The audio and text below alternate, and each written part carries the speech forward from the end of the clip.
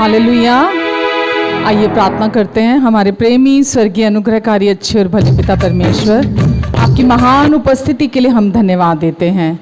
हम आपको धन्यवाद देते हैं आपकी कृपा के लिए, आपकी दया के लिए, आपकी करुणा के लिए परमेश्वर, आपके प्यार के लिए जो हमारे जीवन में सदा के लिए बना हुआ है। हम धन्यवाद देते हैं आपको यीशु।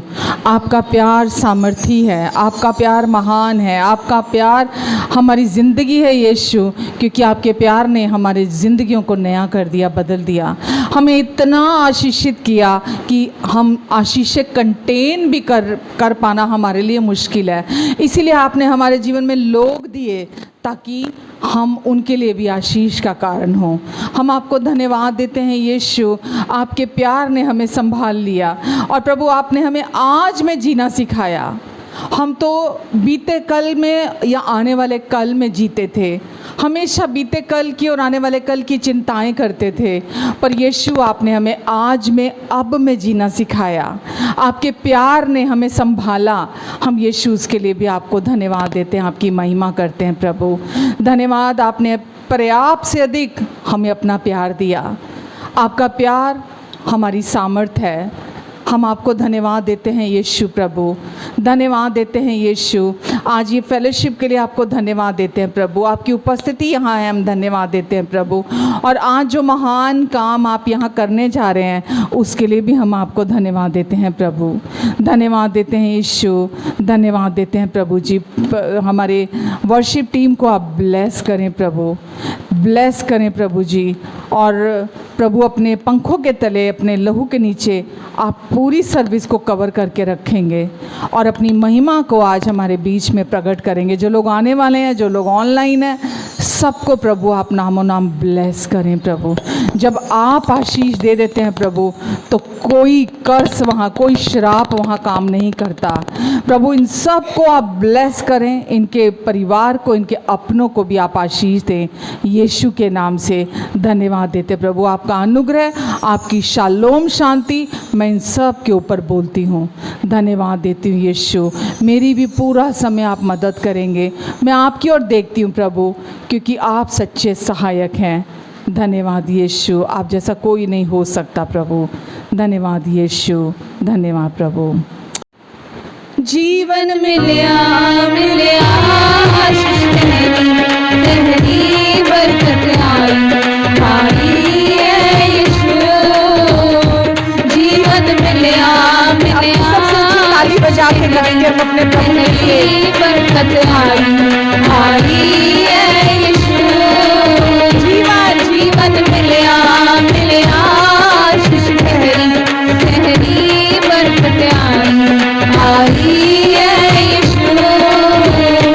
बंधन टूट गए गम भी मुक गए अथरू सुख गए यीशु।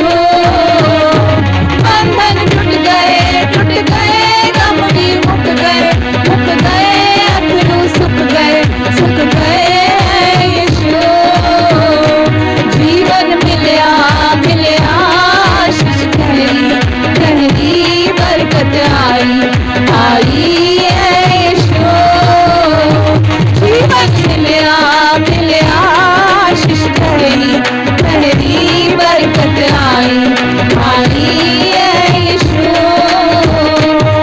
मेरी डालों बन जाता, डाल रखदा हर पल का, मेरे सुख दुख का साथी मेरे नाल चलता। मेरे सुख दुख का साथी मेरे नाल चलता। मेरी ढालों बन जाता, नाल रखदा हर पल का, मेरे सुख दुख का साथी मेरे नाल चलता। मेरे सुख दुख का साथी मेरे नाल चलता। ना मैं थकना ना मैं अकना करांगा महिमा है यीशु। ना मैं थकना करांगा महिमा है यीशु। जीवन मिलिया आशीष तेरी बरकत आई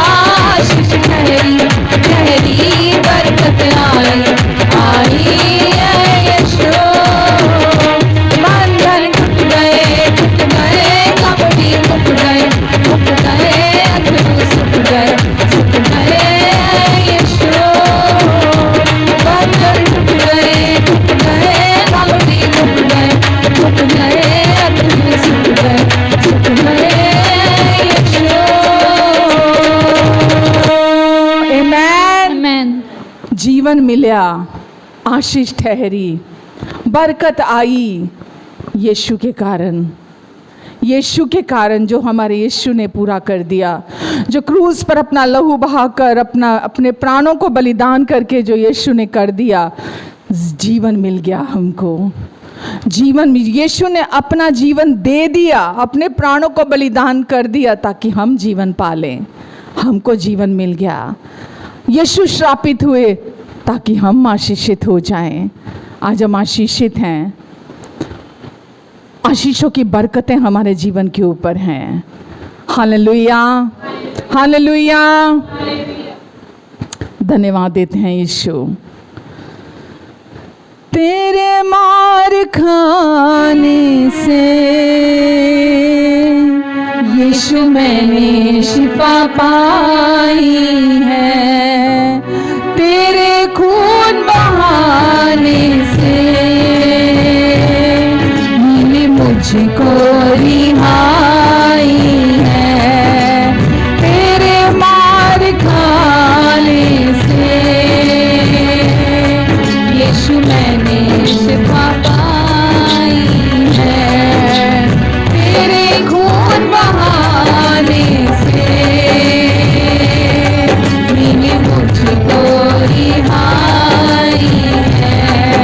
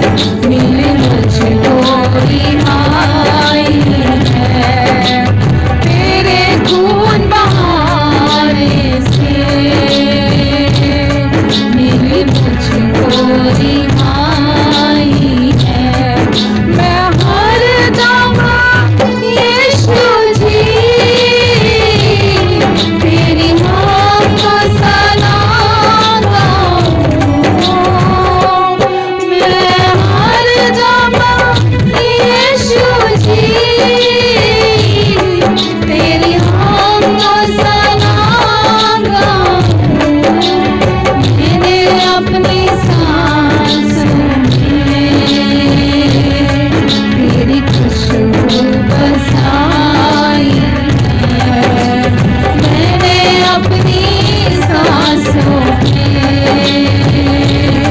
तेरी खुशबू बसाई है तेरे मार खाने से। यीशु मैंने शिफा पाई है तेरे खून बहाने से। यीशु मैंने शिफा पाई है मिली मुझको रिहाई है, मिली मुझको रिहाई है, मिली मुझको रिहाई है, मिली मुझको रिहाई है। आमेन।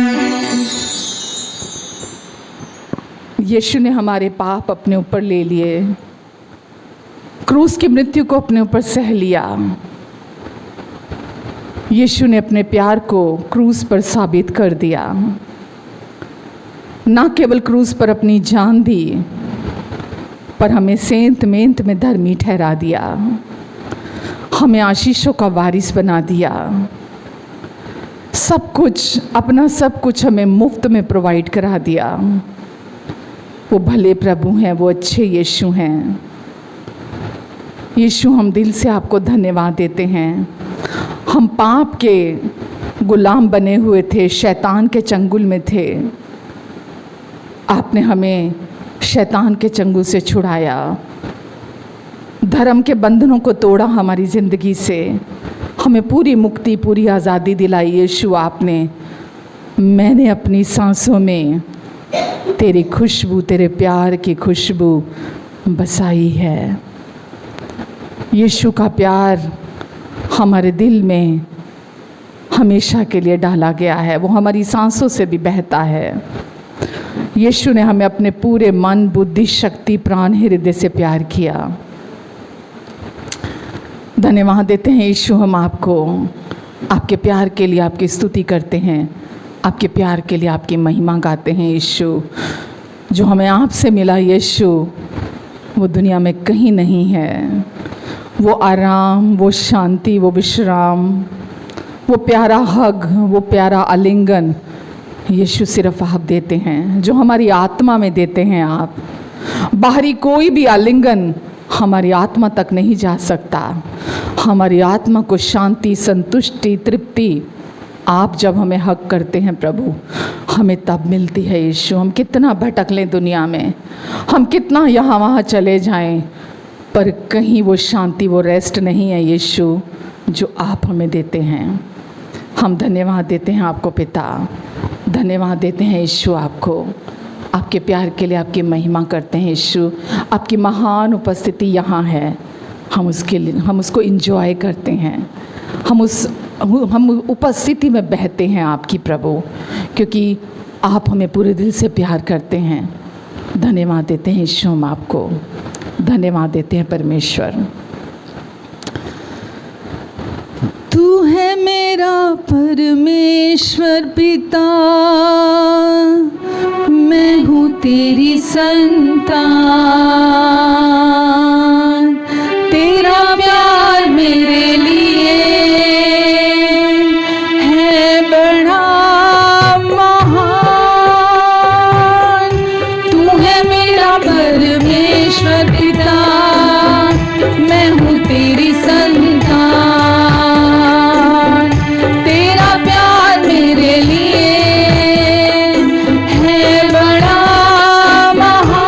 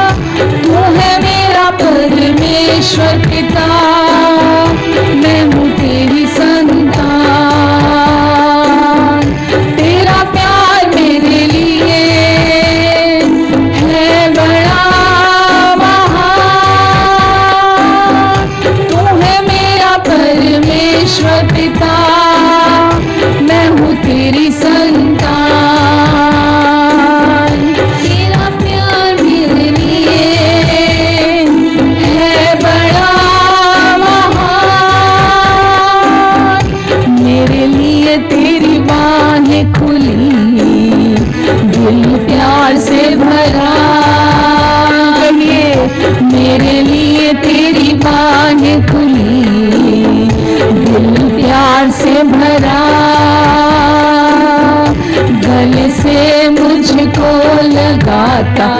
तू सदा सर्वदा तू है मेरा परमेश्वर पिता, मैं हूँ तेरी संतान।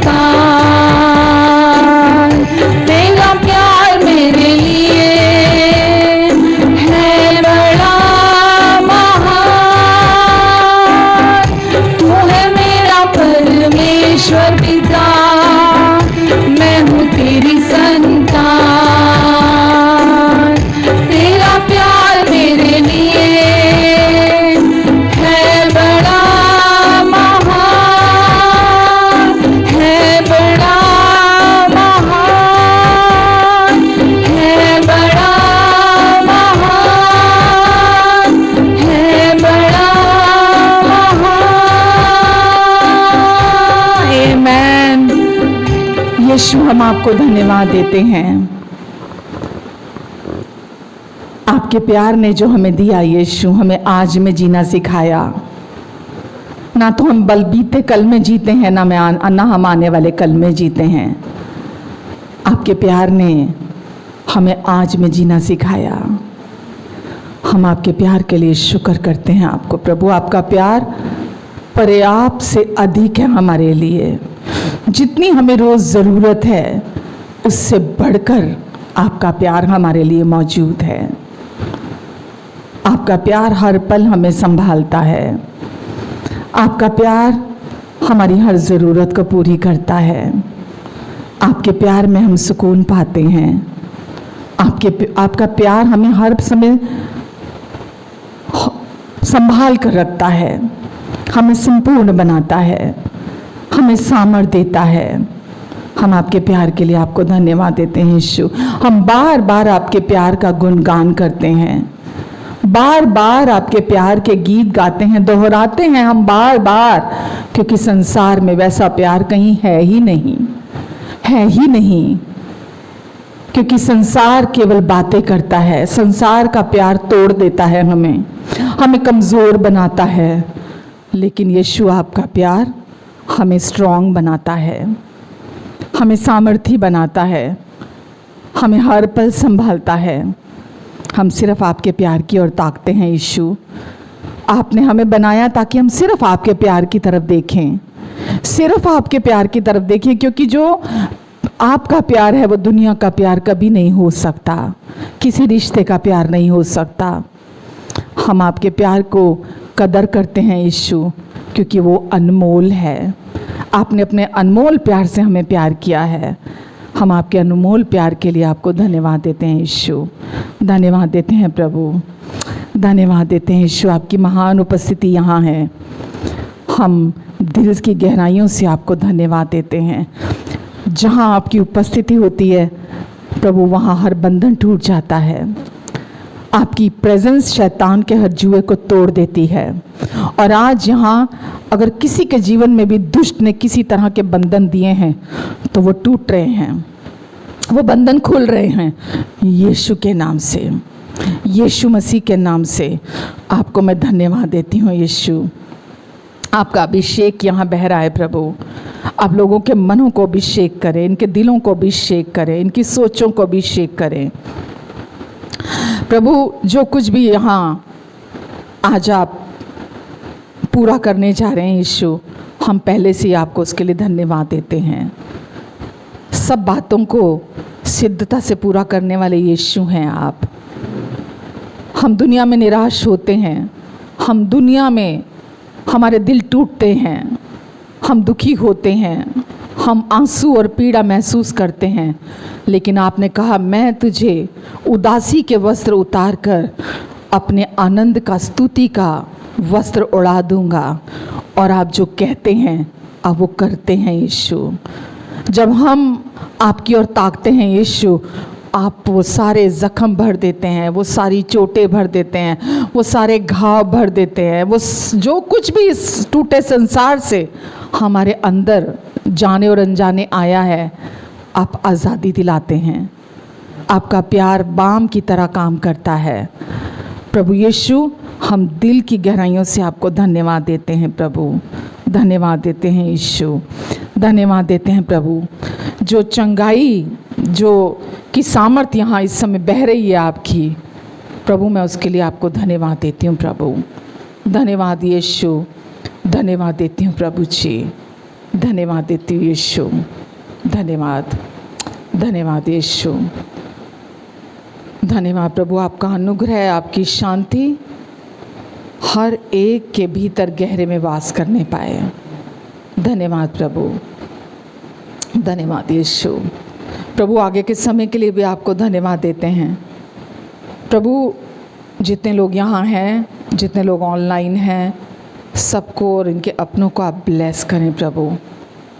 और प्रभु अपनी शालोम शांति इनके हृदयों में आप भर दें प्रभु। आपकी शालोम शांति इनके भीतर गहरे में वास करने पाए। इनकी सारी ज़रूरतों को आप अपनी महिमा के उस धन से जो मसीह यीशु में है आप पूरा करेंगे। आप यहाँ हैं और जहाँ आप होते प्रभु वहाँ भरपूरी होती है। धन्यवाद यीशु, धन्यवाद देते हैं प्रभु, धन्यवाद। मेरी भी आप मदद करेंगे। मैं आपकी ओर ताकती हूँ यीशु, आपकी ओर देखती हूँ यीशु, क्योंकि मैं जानती हूँ प्रभु आप संभालने वाले प्रभु हैं। धन्यवाद यीशु। आमेन, आमेन एंड आमेन। Hallelujah, hallelujah. कैसे हैं सब? आमेन, आमेन। कैसे सबकी लाइफ? खुश हैं सब? आमेन, आमेन। वचन में चले। आमेन।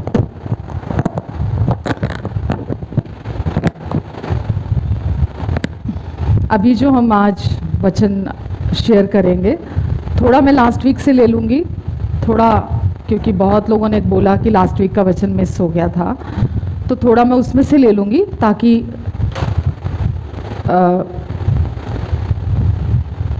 कोई भी ऐसा ना महसूस करे कि कुछ मिस आउट हो गया उससे। ठीक है, तो हम वचन में चलते हैं। जो मैं आज वचन शेयर करने जा रही हूँ, मैंने प्रभु से बहुत सीखा है ये वचन, और इस वचन ने मुझे बहुत रेस्ट दिया है मेरे अंदर, बहुत विश्राम दिया है मेरे अंदर। जैसा प्यार प्रभु यीशु मसीह हमको करते हैं वैसा कोई कर नहीं सकता हमको। और ये सिर्फ एक कहने की बात नहीं है। हम बहुत बार चीज़ों को लेकर बहुत फैमिलियर हो जाते हैं और हम उनको ऐसा सुनते हैं, मतलब सुनकर निकल जाते हैं कि आज कौन सी नई बात हम सुन रहे हैं। बट हकीकत यही है, जैसा यीशु हमको प्यार करते हैं वैसा प्यार कोई नहीं कर सकता। जैसे वो प्यार करते हैं वो प्यार हमें कोई नहीं दे सकता, कहीं नहीं मिल सकता। जैसा वो हमको जानते हैं वैसा कोई हमको जान नहीं सकता। जब हमको ये सच पता चलते हैं, हम इन सच्चाइयों को जानते हैं अपने लिए, हम अपने अंदर भी रेस्ट में आते हैं। हमको जब मालूम होता है तो मेरी हर बार यही कोशिश होती है कि हम उस प्यार को जानें, हम उस प्यार को समझें, हम उस प्यार को सीखें, क्योंकि वो प्यार रिलेशनशिप के बारे में बताता है हमको कि हमारा आज उनके साथ क्या रिश्ता है। आमेन। तो जैसा कि हम जानते हैं वचन के मुताबिक कि प्रभु यीशु मसीह हमारे आत्मिक पति हैं और हम उनकी आत्मिक दुल्हन हैं। हम एक आत्मिक बीइंग हैं, हम एक आत्मिक जन हैं। हम अब शारीरिक नहीं हैं, हम सांसारिक नहीं हैं। हम जबकि संसार में रह ज़रूर रहे हैं, पर हम परमेश्वर के राजदूत बनकर उनकी देह के नाते हम इस दुनिया में रह रहे हैं, संसार में रह रहे हैं, ताकि परमेश्वर हमारे द्वारा लोगों तक पहुंच सके, लोगों को परमेश्वर का जीवन लोग जान सके कि परमेश्वर का जीवन कैसा है। तो उन्होंने हमें अपने प्यार से भरा है। तो सबसे ज़रूरी बात आज ये समझना ज़रूरी है कि हम यीशु की दुल्हन हैं और प्रभु यीशु मसीह आज हमारे स्पिरिचुअल हस्बैंड हैं, वो हमारे दूल्हा हैं। और ये बड़ा सुंदर रिश्ता है जो पिता परमेश्वर ने हमें दिया है प्रभु यीशु मसीह के द्वारा। और वचन अगर हम देखते हैं, एक जगह लिखा है, 1 कुरिन्थियों 6 के 17 में, जो प्रभु की संगति में रहता है वो प्रभु के साथ एक आत्मा हो जाता है। तो हमारा नया जन्म हुआ प्रभु यीशु मसीह पर विश्वास करने के द्वारा। देखिए, मैं आपको बार बार गॉस्पेल क्यों देती हूँ, सुसमाचार क्यों देती हूँ? इसीलिए देती हूँ क्योंकि गॉस्पेल जो है वो ही हमारी नींव है हमारी ज़िंदगी की, और उसी में ही रेवलेशन है, गहरे रेवलेशन, गहरे प्रकाशन परमेश्वर ने छिपा के रखे हैं, जिसको दुनिया के लोग नहीं समझ सकते। वो जैसा वचन लिखा हुआ है वैसा वचन को पढ़कर ज्ञान के तौर पर ले सकते हैं, लेकिन परमेश्वर ने वचनों के अंदर, गॉस्पेल के अंदर हमारे लिए गहरे प्रकाशन छिपा कर रखे हैं। और प्रभु यीशु मसीह ने, जैसा तीतुस 3 में लिखा है कि हमारा नया जन्म हुआ है, और ये परमेश्वर ने अपने प्रेम के द्वारा, तीतुस 3 के 4 में लिखा है कि हमारे उद्धारकर्ता परमेश्वर की कृपा और मनुष्यों पर उसकी प्रीति प्रकट हुई है। हमारे उद्धारकर्ता परमेश्वर की कृपा और मनुष्यों पर उसकी प्रीति प्रकट हुई है, तो उसने हमारा उद्धार किया है। अपनी कृपा से और अपने प्रेम के द्वारा परमेश्वर ने हमारा उद्धार, हमारा मोक्ष करा दिया है। दुनिया आज भी घूम रही है, मोक्ष को कमाने की कोशिश कर रही है, पर परमेश्वर ने अपनी कृपा से, अपने बड़े प्रेम के द्वारा हमारा उद्धार किया है। ये लिखा, आगे लिखा, ये हमारे धर्म के कामों के कारण नहीं जो हमने आप किए, बल्कि अपनी दया के अनुसार नए जन्म के स्नान और पवित्र आत्मा के हमें नया बनाने के द्वारा हुआ है। नए जन्म के स्नान के द्वारा और पवित्र आत्मा ने हमको नया बना दिया। कहाँ? हमारी स्पिरिट में, हमारी आत्मा में हमको नया बना दिया है। और ये नए जन्म के स्नान और पवित्र आत्मा के नया बनाने के द्वारा हुआ है, जिसे उसने हमारे उद्धारकर्ता यीशु मसीह के द्वारा हम पर अधिकाई से उड़ेल दिया है। हम पर अधिकाई से उड़ेला, जिससे हम उसके अनुग्रह से धर्मी ठहरकर अनंत जीवन की आशा के अनुसार वारिस बने। जिससे हम उसके अनुग्रह के द्वारा परमेश्वर के लीगल बेटे और बेटियां बन जाएं। हम परमेश्वर की राइचस संतान, बेटे और बेटियां बन जाएं। कैसे? परमेश्वर की कृपा के द्वारा। और क्यों बनाया परमेश्वर ने हमें अपने धर्मी बेटे और बेटियां? ताकि वो हमें यीशु के साथ वारिस भी बना दें। आमेन। तो परमेश्वर ने ये कैसे किया? हमें परमेश्वर ने नए जन्म के द्वारा हमें पहले धर्मी बनाया। जब हमें धर्मी बनाया तो हमें अपनी आशीषों से भरपूर किया। बाइबल कहती है परमेश्वर ने अपने निज पुत्र को भी ना रख छोड़ा, वरन हमारे लिए दे दिया। यीशु केवल हमारे लिए मरे नहीं, आगे लिखा है, तो वो तुम्हें उसके साथ बाकी सब कुछ क्यों नहीं देगा? मुफ्त में हमें आशीषित भी बना दिया। ना केवल यीशु ने अपनी जान दी, वरन जो कुछ हमें इस संसार में रहते, इस दुनिया में रहते हमें चाहिए, हमें आज बाहर दुनिया की तरफ जाने की जरूरत नहीं है। परमेश्वर ने हमें यीशु मसीह में हर तरह से आशीषित कर दिया है। आमेन। तो दूसरा कुरिन्थियों 5:17 क्या बताता है? कि अब हम मसीह यीशु में, क्योंकि हम धर्मी बनाए गए हैं, इसीलिए अब हम ऑल टुगेदर नई सृष्टि हैं। पुरानी सारी बातें हमारे जीवन से बीत गई हैं। ये मैं अपने लिए कर सकती हूँ, आपके लिए नहीं कर सकती हूँ। ये आपको अपने लिए विश्वास करना है, जो कुछ मैं आपको बोल रही हूँ, कि अब आपका नया जन्म हुआ है पवित्र आत्मा के द्वारा। परमेश्वर ने अपनी कृपा के द्वारा, अपने बड़े प्रेम के द्वारा आपका उद्धार करा दिया है। और नए जन्म के स्नान के द्वारा, पवित्र आत्मा के द्वारा परमेश्वर ने अपना प्रेम आपके अंदर उड़ेल दिया है। और अब आपको परमेश्वर ने धर्मी बना दिया। जब तक आप आत्मिक सच्चाइयों को अपने लिए विश्वास नहीं करते हैं, उनको अपने अंदर रिसीव नहीं करते हैं ना, तब तक आपके अंदर कोई बदलाव नहीं आता है। आप मुझे यहाँ आकर रट्टे रटाए बाइबल की कितनी भी वर्सेस आप मुझे बता दो, कितना भी आप मुझे बता दो वचन कि आपको ये पता है, आपको ये पता है। बहुत सारे लोग ऐसे हैं जो आज बाइबल की रट्टी रटा, मैं ऐसे लोगों से भी पास्ट में मिली, उनको जेनेसिस से लेकर रेवलेशन तक उनको पूरी बाइबल की कौन सा चैप्टर कहाँ है, कौन सी बुक तो पता ही होगी, कौन सी वर्स कहाँ है, उनको ऐसे ऐसे ऐसे वो मुंह से बोलते हैं। लेकिन अगर हम वैसे बात करें, उनको गॉस्पेल के बारे में कुछ नहीं पता, सुसमाचार के बारे में कुछ नहीं पता। आज सेल्फ प्रोक्लेम्ड पास्टर्स भी खड़े हैं, बहुत सारे ऐसे हैं जो खड़े हैं, लेकिन कोई रेवलेशन नहीं है उनकी लाइफ में। उनको नहीं पता कि परमेश्वर का प्यार क्या है, यीशु ने उनके लिए क्या कर दिया। आप उनके मुंह से हार्डली क्रूज के बारे में सुनेंगे कि यीशु ने क्रूज पर हमारे लिए क्या कर दिया है। तो अब हम मसीह में नई सृष्टि हैं। रोमियो 5:5 कहता है कि पवित्र आत्मा के द्वारा परमेश्वर ने अपने प्रेम को हमारे अंदर उड़ेल दिया है। और रोमियो 8:37 और 38 हमें बताता है, अब कोई भी कुछ भी कभी भी हमें उस प्यार से अलग नहीं कर सकता। तो परमेश्वर ने आपको और मुझे अपने गहरे प्यार से, महान प्यार से प्यार किया है, और उस प्यार से कोई हमें अलग नहीं कर सकता। हम अपने जीवन की छोटी छोटी चीजों को देखकर हम परमेश्वर को कर्ज करने लगते हैं, एज इफ कि वो हमारी जिंदगी में सबसे बड़े कल्प्रिट हैं और हमारी जिंदगी में हमारा बुरा चाहते हैं। बाइबल, अभी मैंने एक वर्स बोली कि वचन में लिखा है, जिसने अपने निज पुत्र को भी अपने लिए नहीं रखा, हमारे लिए दे दिया। कौन इतना भला हो सकता है कि अपने निज पुत्र को भी अपने लिए नहीं रखा, हमारे लिए दे दिया। वो कहता है कि उसके साथ बाकी सब कुछ भी मैं तुम्हें दूंगा। तो उस परमेश्वर ने अपने प्रेम को सबसे पहले साबित किया।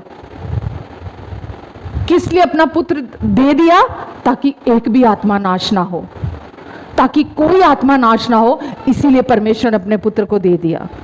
तो हम उस प्यार को क्योंकि समझते नहीं है, इस वजह से हम ऐसा बोलते हैं। मालूम है, जो दिल ये महसूस करता है ना कि परमेश्वर मुझे प्यार नहीं करते, परमेश्वर मुझसे दूर हैं, परमेश्वर इतने भी अच्छे नहीं है, वही अपने सेल्फ एफर्ट्स में जाता है। वही सेल्फ एफर्ट्स में जाता है जो ये नहीं अपने अंदर, जो हर टाइम उस प्यार को, मतलब अपने सोचों में यही सोचता रहता है कि नहीं, परमेश्वर मुझे प्यार नहीं करते हैं, नहीं वो मुझे प्यार नहीं करते हैं, अगर करते तो ये नहीं होता, अगर करते तो ये नहीं होता। महसूस, समझ में आ रहा है? महसूस नहीं करते। परमेश्वर का प्यार महसूस करने वाली बात नहीं है, वही एक सच्चाई है जिसको हम विश्वास करते हैं। उस प्यार को महसूस नहीं किया जाता, उस प्यार पर विश्वास किया जाता है। जब हम वचन देखते हैं तो हमें वचन से पता चलता है परमेश्वर की सच्चाइयों के बारे में कि उनके जैसा कोई नहीं हो सकता। परमेश्वर ने जब अब्राहम को बोला कि जा मोरे पर्वत पर, है ना, अपने पुत्र को ले जा, अब्राहम ने इतना विश्वास करता था, क्योंकि वचन में लिखा है धर्मी विश्वास से जिंदा रहेगा। और अब्राहम ने परमेश्वर पर विश्वास किया था और वो अपने बेटे को लेके मोरे पर्वत तक पहुंच गया।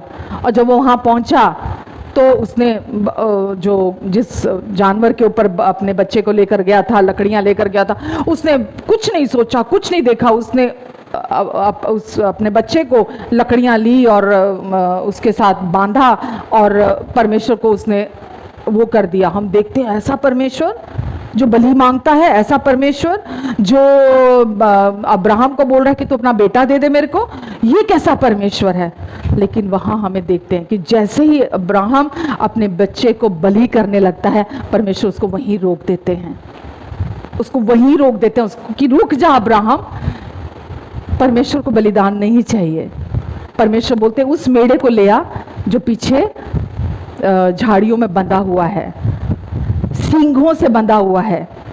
परमेश्वर ने उसको वहां सींगों से बांधा, उस मेमने को, क्योंकि अगर वो शरीर में बंधा होता कहीं तो जख्म होता, उसका कहीं ना कहीं कटा फटा होता, कहीं ना कहीं लहू बहा होता उसका, तो वो बलिदान एक्सेप्ट नहीं कर सकते थे परमेश्वर।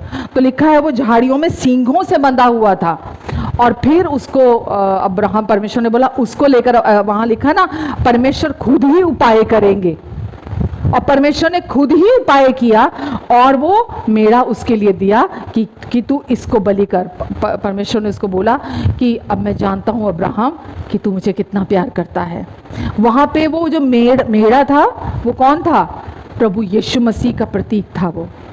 तो परमेश्वर का पुत्र जो उत्पत्ति के समय से बलि किया गया, ठीक है। तो परमेश्वर हमेशा से आपको और मुझे प्यार करते हैं, हमेशा से आपको और मुझे प्यार करते हैं। और उन्होंने अपने बेटे को इसीलिए भेजा क्रूस पर मरने के लिए, ताकि हमेशा के लिए हमारे साथ यीशु के द्वारा पिता का रिश्ता, पिता के साथ हम रिश्ते में आ जाएं। रिश्ते में और रिलीजन में आपको फर्क समझ में आता है? रिश्ते में और रिलीजन में, हम पहले रिलीजन में थे, आज हम रिश्ते में हैं। रिलीजन का क्या मतलब है? रिलीजन का मतलब यह है कि हम अपनी कोशिशों के द्वारा जो भी बाहरी आडंबर करते हैं, अपने जीवन को ब्लेस करने के लिए, परमेश्वर से कुछ प्राप्त करने के लिए जो भी हम बाहरी कार्य, बाहरी कोशिशें करते हैं, वो रिलीजन कहलाता है। कोई भी नाम ले लो आप, हिंदू, मुस्लिम, सिख, ईसाई, बौद्ध, जैन, जो भी नाम ले लो आप। मैं किसी के अगेंस्ट नहीं हूँ, लेकिन मैं आपको समझाने के लिए बोल रही हूँ ये बात। तो रिलीजन का मतलब ये है कि हम अपनी बारीक कोशिशों से हम कुछ भी करने की, प्राप्त करने की कोशिश करते हैं। रिलेशनशिप क्या है? रिश्ता क्या है? प्रभु यीशु मसीह आए ताकि हमें पिता के साथ एक कर दें। प्रभु यीशु मसीह आए, उन्होंने आकर, बाइबल हमें बताती है, व्यवस्था को पूरा किया। रोमियो 7 में लिखा है कि हम व्यवस्था के लिए मर गए ताकि हम उस नए के हो जाएं। हम व्यवस्था के लिए उस मर गए ताकि हम उस नए के लिए हो जाएं जो मरे हुओं में से जी उठा है। तो ये भी हमें बताता है कि हम उस नए के हो जाएं, मतलब अब प्रभु यीशु मसीह के साथ हमारा रिलेशनशिप है हमेशा के लिए। यीशु हमारे हस्बैंड हैं, हम यीशु की वाइफ हैं। हमारा ये सुंदर रिश्ता है और आपको और मुझे उस रिश्ते की वजह से इस दुनिया में कोई कमी घटी नहीं है। इसीलिए मैं हमेशा बोलती हूँ, आप एक डिवोटी वाइफ होकर जब यीशु की आप जीवन को जीते हो। डिवोटी वाइफ कौन होती है? जो केवल और केवल अपने हस्बैंड की तरफ देखती है, अपने हस्बैंड को देखकर जीती है, ठीक है। तो जब हम एक डिवोटी वाइफ होकर हम अपने हस्बैंड पर पूरी तरह डिपेंड होकर प्रभु यीशु मसीह पर जीते हैं, हम इस दुनिया की किसी चीज की तरफ नहीं देखते, हम अपनी आंखें कहीं नहीं लगाते। समझ रहे हैं आप? क्योंकि हमारा अब रिश्ता स्पिरिचुअल है, हम आत्मिक हैं हम, और हमारा रिश्ता प्रभु यीशु मसीह के साथ आत्मिक है। हम आत्मा में उनके साथ एक होकर जुड़ चुके हैं। अगर आप श्रेष्ठ गीत देखोगे, श्रेष्ठ गीत की पुस्तक पुराने नियम में है, जब आप उसको देखते हो ना, वो दूल्हा और दुल्हन के बारे में है। वो हमारे रिश्ते को, कलीसिया और प्रभु यीशु मसीह के रिश्ते को डिस्क्राइब करती है। वो दूल्हा और दुल्हन, प्रेमी और प्रेमिका का वो रिलेशनशिप बहुत अच्छा डिफाइन करती है। वो आपके और मेरे बारे में लिखा गया है। उसमें यीशु हमारे दूल्हा हैं और हम यीशु की दुल्हन हैं, और यीशु कैसे अपनी दुल्हन के प्रति अपना प्यार एक्सप्रेस कर रहे हैं, वो कैसे उसको मतलब अगर आप पढ़ोगे उसको जाकर इस दृष्टिकोण से कि मैं यीशु की दुल्हन हूँ और यीशु मेरे दूल्हा है, आपका परसेप्शन पूरा चेंज हो जाएगा जब आप उसको पढ़ोगे।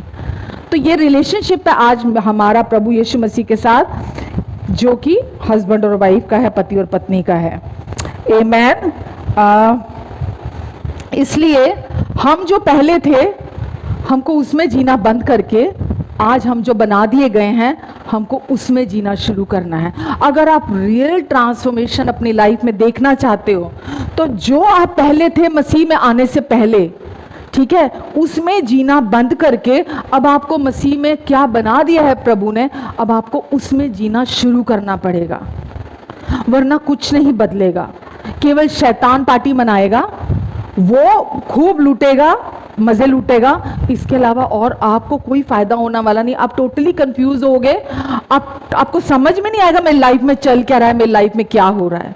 लेकिन अगर आप आज ये अपना दृष्टिकोण बना लोगे कि मुझे अब मुझे परमेश्वर ने बना दिया, अब मैं जो हूँ, अब मैं मसीह की दुल्हन हूँ, यीशु मेरे दूल्हा है, परमेश्वर ने सब कुछ मेरे जीवन में जो पुराना था उसको खत्म कर दिया, अब मैं नई सृष्टि हूँ, पुरानी सारी बातें बीत गई हैं, अब मेरा एक दूल्हा है, अब मैं सिंगल नहीं हूँ, अब मैं अकेली नहीं हूँ।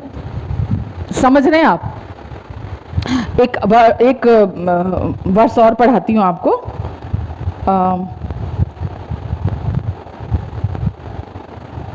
दूसरा कुरिन्थियों 11:3।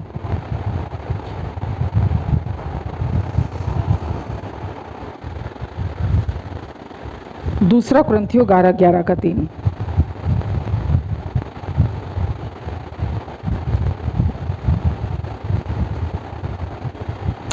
पौलुस यहाँ कहता है, परंतु मैं डरता हूं कि जैसे सांप ने अपनी चतुराई से हव्वा को बहकाया, परंतु मैं डरता हूं कि जैसे सांप ने अपनी चतुराई से हव्वा को बहकाया, वैसे ही तुम्हारे मन उस सिधाई और पवित्रता से जो मसीह के साथ होनी चाहिए कहीं भ्रष्ट ना किए जाएं। क्या बोला पौलुस ने? मैं डरता हूं कि जैसे सांप ने अपनी चतुराई से हव्वा को बहकाया। क्या बहकाया था? सांप ने अपनी चतुराई से हव्वा को बहकाया। क्या बहकाया था? जो वो थी, जो मैं आज आपको बोल रही हूं, आप जो हो उस पर विश्वास करके चलो, उस पर नहीं जो आप कभी थे। तो हव्वा को भी क्या बहकाया था सांप ने? उसको बोला था कि यदि तू इस वृक्ष के फल में से खा लेगी जो परमेश्वर ने तुझे मना किया है, तो तू कभी नहीं मरेगी, वरन तू परमेश्वर के जैसी हो जाएगी। तू ये करेगी तो तू परमेश्वर के जैसी हो जाएगी। ठीक है? जबकि वो कैसी थी? वो पहले से ही परमेश्वर के जैसी थी। आज शैतान भी क्या करता है? हम जो ऑलरेडी हैं, जो हमें पहले ही बना दिया है, वो हमें उकसाता है हम वो करें जो हम पहले से ही हैं, क्योंकि हमें सच नहीं पता होता। तो क्या बोल रहे हैं वो कि चौकस रहो। मैं डरता हूं कि जैसे सांप ने अपनी चतुराई से हव्वा को बहकाया, वैसे ही तुम्हारे मन उस सिधाई और पवित्रता से जो मसीह के साथ होनी चाहिए कहीं भ्रष्ट ना किए जाएं। तो इसका क्या मतलब हुआ कि शैतान मनों को भ्रष्ट कर सकता है। वो एक विश्वासी के मन को भ्रष्ट कर सकता है। कैसे? अपनी चतुराई के द्वारा, परमेश्वर के वचन की सच्चाई में झूठ को मिक्स करके वो मन को भ्रष्ट कर सकता है। परमेश्वर प्राणों को बचाने के पीछे है, शैतान प्राणों को खत्म करने के पीछे है। और वो क्या करता है? वो सबसे पहले फेलोशिप छुड़ाता है। वो सबसे पहले जहां से आपको आशीष मिल रही है, वो सबसे पहले आपको वहां पर काटता है। वो जानता है कि ये यहां रहेगा तो ये आशीषित रहेगा, वो आपको काटना शुरू कर देता है। हालेलुया। तो परमेश्वर, पौलुस कह रहा है, मैं डरता हूं इस बात से कि कहीं शैतान को मौका ना मिले। अब यहां जब वो ये कह रहा है कि वैसे ही तुम्हारे मन उस सिधाई और पवित्रता से जो मसीह के साथ होने चाहिए उससे भ्रष्ट ना किए जाओ, यानी कि हमारे मन जो सिधाई और पवित्रता है मसीह यीशु में, वो कह रहा है मैं चाहता हूं तुम उसमें बने रहो। क्लियर? मसीह में जो हमें सादगी दी है परमेश्वर ने, है ना, और जो पवित्रता दी है, वो कह रहा है मैं चाहता हूं तुम उसमें बने रहो। क्या मतलब हुआ इस बात का? उसमें बने रहो यानी कि जो हमारा यीशु के साथ रिश्ता है, जो हमारी यीशु के साथ यूनिटी है, हम यूनाइट कर दिए गए हैं, हम उनके साथ एक कर दिए गए हैं प्रभु यीशु मसीह के साथ। मैं चाहता हूं उसमें बने रहो। जब भी शैतान अपनी चतुराई से तुमको भरमाने आता है, तुम्हारे अंदर को, तुम्हारे मन को भ्रष्ट करने के लिए आता है ना, मैं चाहता हूं कि तुम उस सादगी में बने रहो, तुम उस पवित्रता में जो मसीह में है, जो उसने तुमको तुम्हारे अंदर अपना जीवन डाल दिया है, उसमें बने रहो। वो रिश्ता जो परमेश्वर ने आपके साथ बनाया है, जो उन पर निर्भर करता है, वो विश्वास जो उन्होंने आपको दिया है, जो उन पर उनका काम है। आगे मैं क्लियर करूंगी आपका काम क्या है, लेकिन परमेश्वर सबसे पहले आपको ये बोल रहे हैं कि जैसे सांप ने अपनी चतुराई से हव्वा को बहकाया था, फर्स्ट ऑफ ऑल तो चौकन्ने रहो, चौकस रहो और उस सिधाई में बने रहो। क्या जानते हुए बने रहो कि अब आप मसीह के साथ एक हो, एक आत्मा होकर जुड़ चुके हो। यीशु की पुनरुत्थान की, जब यीशु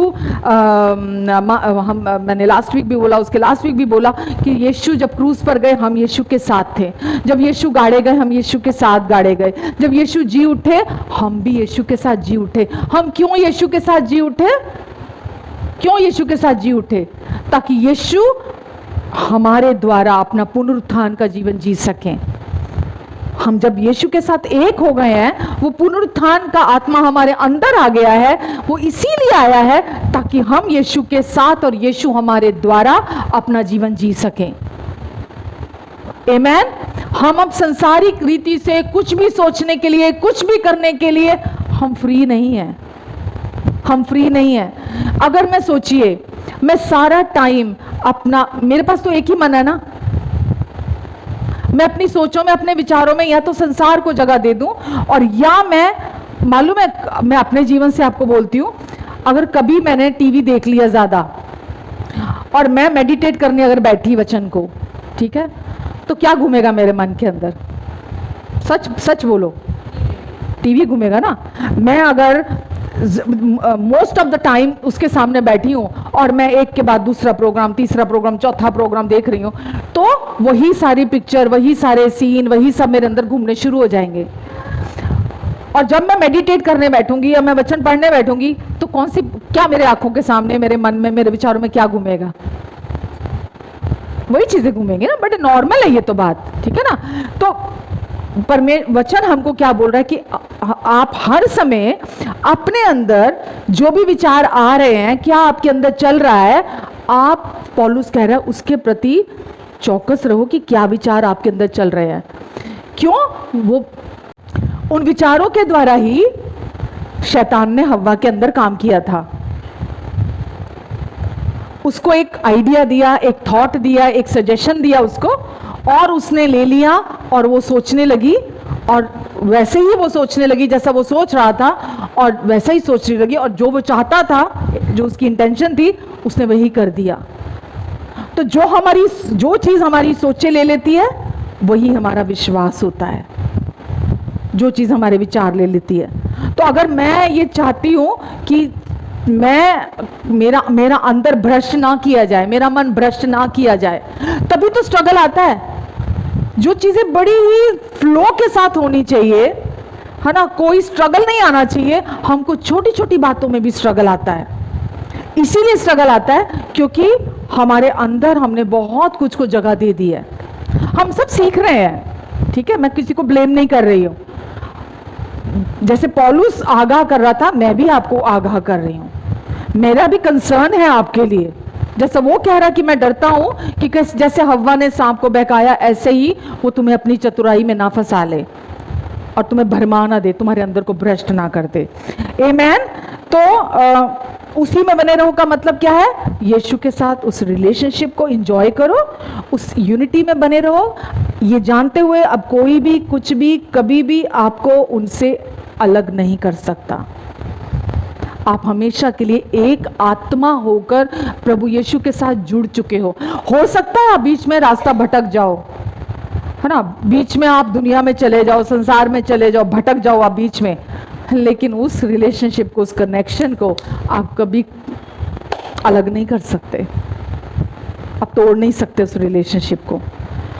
जिसका एक बार उद्धार हो गया, उसका हमेशा के लिए उद्धार हो गया। लोग बोलते नहीं जी नहीं, अगर आपने वचन नहीं पढ़ा, आपने प्रार्थना नहीं की, आपने पाप कर दिया, आप चर्च नहीं आए, आपने गलती कर दी, तो रिश्ता टूट जाएगा, वो कनेक्शन टूट जाएगा। कभी नहीं टूटेगा। जिसका एक बार नया जन्म हो गया, जिसका उद्धार हो गया, जो नई सृष्टि बन गया, वो कभी भी कुछ भी हो जाए, वो उद्धार खो नहीं सकता, उसका कनेक्शन कभी नहीं टूटेगा। इसी को तो पौलुस कह रहा है कि चौकस रहो, जैसे हव्वा भरमाई गई, कहीं तुम्हारे मन भी भ्रष्ट ना किए जाएं, शैतान अपने तुम्हारे अंदर झूठ ना लेकर आए, परमेश्वर की सच्चाई में झूठ मिक्स कर करके, देख तेरी लाइफ तो ऐसी है, देख ले तेरी लाइफ तो ऐसी है, देख तेरा जीवन तो ऐसा है, अब देख परमेश्वर प्यार नहीं करेंगे, वो माफ नहीं करेंगे, अब तेरी लाइफ में कुछ चेंज नहीं होगा, कभी कुछ अच्छा नहीं होगा। चौकस रहो कि तुम भरमाए ना जाओ। उस रिलेशनशिप में आप हमेशा के लिए एक हो चुके हो, जुड़ चुके हो, आप उसमें बने रहो, उसमें बने रहो। ये बने रहो किसके लिए कहा गया है? आपकी जगह पे कोई और बना रह सकता है? कोई, आपका पति, आपकी पत्नी, आपके बच्चे, आपकी फैमिली, आपका पास्टर, कोई बना नहीं रह सकता। बने रहो मतलब वो आपका काम है। आपको बने रहना है, फुल कॉन्फिडेंस आपके अंदर कि अब मुझे कोई भी कभी भी कुछ भी उस प्यार से अलग नहीं कर सकता, क्योंकि परमेश्वर ने आप ही वायदा किया है कि मैं तुझे कभी नहीं छोड़ूंगा, तुझे कभी नहीं त्यागूंगा। कभी ये महसूस नहीं करना अपने अंदर कि परमेश्वर मुझे प्यार नहीं करते। महसूस करना एक फीलिंग है, एक इमोशन है, सच नहीं है। फीलिंग शैतान की तरफ से है, इमोशन वो देता है आपको नेगेटिव। आपको हमेशा याद रखना है कि परमेश्वर ने खुद कहा है कि मैं तुझे कभी नहीं छोड़ूंगा, कभी नहीं त्यागूंगा। जब भी कोई थॉट आता है आपको ये लेकर कि नहीं, मेरी ज़िंदगी तो वैसी नहीं है जैसी होनी चाहिए, मेरा जीवन तो वैसा नहीं है जैसा फलाने का है, ढिमकाने का है, उसका है, मेरा लाइफ तो वैसी नहीं है, कभी इन थॉट्स को मत लो, क्योंकि ये किसके थॉट्स हैं? दुष्ट की तरफ से आपके मन को, आपके अंदर को भ्रष्ट करने के लिए वो ये थॉट लेकर आता है। आमेन। तो उस सादगी में बने रहो।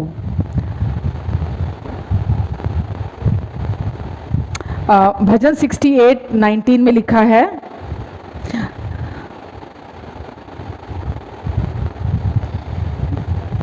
बहुत सारे लोग आज भी हैं जो अपना बोझ आज भी खुद उठाते हैं। विश्वासी आज भी वो बोलते प्रभु को क्या तंग करना है ना, प्रभु को क्यों तंग करना है, छोटी छोटी बातों के लिए प्रभु को क्यों तंग करना है, ये तो मैं खुद कर सकता हूँ, ये तो मैं खुद कर सकता हूँ, इतने से के लिए मैंने प्रभु को क्या कहना है, ये तो मैं खुद संभाल सकता हूँ, है ना।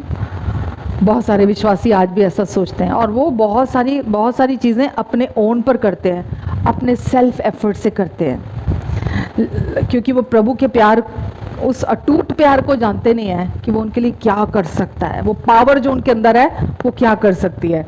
तो क्या लिखा है यहाँ? धन्य है प्रभु जो प्रतिदिन हमारा बोझ उठाता है, वही हमारा उद्धार करता परमेश्वर है। तो यीशु कौन है आज? हमारे प्रेम करने वाले, हमारे बहुत अच्छे दूल्हा हैं। मालूम संसार में अगर मैं व्यवस्था के हिसाब से बोलूं, जो हस्बैंड वाइफ का रिलेशनशिप है, जो पहले व्यवस्था के साथ हमारा था, वो बहुत बुरा पति था, वो बहुत बुरा पति था और उसने सारा का सारा बोझ अपनी पत्नी पे डाला हुआ था कि तू ये भी करना, तू ये भी करना, तू ये भी करना, या ये तू ये मत करना, तू मत करना, तू ये ना करना, तू ये ना करना, तू ये ना करना। तो सारा बोझ पहले पत्नी पे डाल के रखा हुआ था। लेकिन अब हम व्यवस्था के लिए मरकर उस नए पति के हो गए हैं, और वो जो नया पति है हमारा, वो हमारी समझ से ज़्यादा अच्छा है, हमारी सोच से ज़्यादा अच्छा है। और वो क्या बोलते हैं इस नई वाचा में? इब्रानियों 8:11 में लिखा है, मैं तेरा परमेश्वर ठहरूंगा, मैं अपनी नई वाचा को तेरे हृदय में डालूंगा, सब कुछ मैं करूंगा, तुम मेरे लोग ठहरोगे, तुम मेरी प्रजा ठहरोगे, सब कुछ इस नई वाचा में मैं करूंगा। क्यों? क्योंकि वो यीशु जैसा अच्छा और भला पति इस पूरे ब्रह्मांड में, सारे दुनिया के अच्छे पति का मसाला बना लो ना, तो यीशु जैसा अच्छा नहीं हो सकता। वो सारी दुनिया के अच्छे पतियों का मसाला भी, यीशु इतने अच्छे हैं। यीशु क्या बोलते हैं? मैं तेरा पति हूँ, अच्छा पति हूँ, सब कुछ तेरे लिए मैं करूँगा। यह है उनमें बने रहना। जब आप इस सच को अपने अंदर पकड़ के रखते हो, यह है यीशु में बने रहना, कि यीशु ने खुद कहा सब कुछ तेरे लिए मैं करूँगा। आमेन।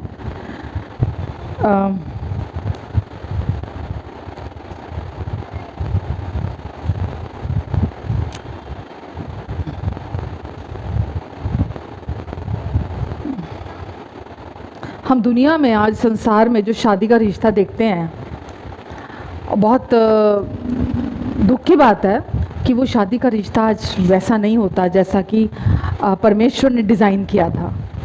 आपको पता ना, शादी जो है ये परमेश्वर की ओर से डिज़ाइन किया गया रिलेशनशिप है, ये ऑर्गेनाइजेशन है ना, ये परमेश्वर की तरफ से है, उन्होंने बनाया इसको। ये इंसान का आइडिया नहीं है, इंसान की सोच नहीं है कि एक आदमी होना चाहिए, चलो उसको एक पत्नी दिला दो, है ना। ये परमेश्वर ने कहा आदम का अकेला रहना अच्छा नहीं है, तो परमेश्वर ने कहा चलो आदम के लिए एक सहायक बनाते हैं। तो आदम के शरीर से ही, उसकी पसली में से ही परमेश्वर ने हव्वा को तैयार किया उसकी सहायक के रूप में।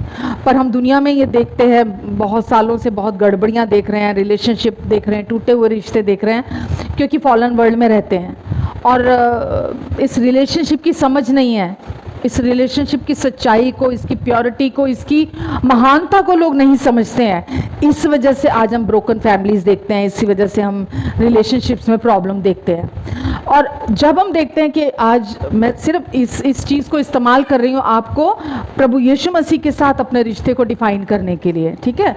कोई इसको अपने ऊपर मत लेना या कोई इसको अदरवाइज मत लेना। अब यीशु के साथ जो हमारा पति पत्नी का रिश्ता है, अगर मैं उसको दुनिया के हिसाब से आपको समझाऊं तो पति पत्नी के रिश्ते में हाँ, पहले हम अकेले होते हैं, सिंगल होते हैं हम, और शादी होने के बाद दो सिंगल लोग एक हो जाते हैं हमेशा के लिए, है ना। दो नहीं रहते, एक हो जाते हैं। और एक हो जाने का मतलब है वो जुड़ जाते हैं, अब वो एक दूसरे पे डिपेंड होते हैं। अब जो उनकी जो लाइफ है पूरी नई जिंदगी हो जाती है, नई जिम्मेदारियां उनके जीवन पर आ जाती हैं, हर चीज़ को देखने का परसेप्शन चेंज हो जाता है, जो पहले था वो नहीं रहता है। पर आज क्या आप दुनिया में ऐसा देख रहे हो? जो शादी होती है ऐसा देख रहे हैं हम? नहीं। आज हम देखते हैं शादी के बाद भी बहुत सारे बॉयफ्रेंड्स, बहुत सारी गर्लफ्रेंड्स, बहुत सारे बाहर रिलेशनशिप्स होते हैं दुनिया में, है ना। जबकि परमेश्वर ऐसा नहीं चाहते हैं। परमेश्वर चाहते हैं इस रिलेशनशिप में पति जो है वो, परमेश्वर ने उसको बोला कि वो सर होगा और पत्नी जो है उसकी देह होगी। क्यों कहा ऐसा? ऐसा इसलिए कि वो उसके ऊपर प्रभुता करे, उसको रौब मारे, है ना, उसको दबा के रखे, है ना, उसको नीची जगह पे रखे, इसलिए बोला गया है क्या? परमेश्वर ने क्या इसीलिए कहा? इसलिए नहीं कहा परमेश्वर ने इसीलिए कहा कि पति जो है वो पत्नी का सर होगा। इसीलिए कहा क्योंकि वो उसका सोर्स होगा उसको प्रोवाइड कराने के लिए, उसके प्यार का सोर्स होगा, उसकी स्ट्रेंथ का सोर्स होगा, उसकी लाइफ में उसको जो भी ज़रूरत है ना, उसको वहाँ रखा। और वाइफ को वहाँ क्यों रखा? उसकी क्या जॉब है वाइफ की?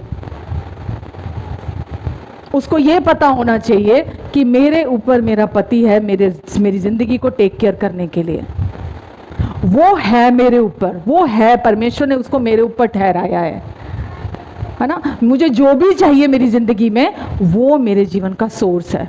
मुझे अगर प्यार चाहिए, मेरा पति मेरे पास है। मुझे स्ट्रेंथ चाहिए किसी भी सिचुएशन में, मेरा पति मेरे पास है। मुझे कुछ भी चाहिए मेरी ज़िंदगी के अंदर, है ना, मेरा पति मेरे पास है। कुछ भी प्रोविज़न, जो आज जिसको जीविका बोल देते हैं ना हम, है ना, हमारे लाइफ की, वो एक पति। हमने सोसाइटी में ऐसा नहीं देखा, बिकॉज सोसाइटी में देखा क्योंकि ये रिलेशनशिप परमेश्वर से आया है।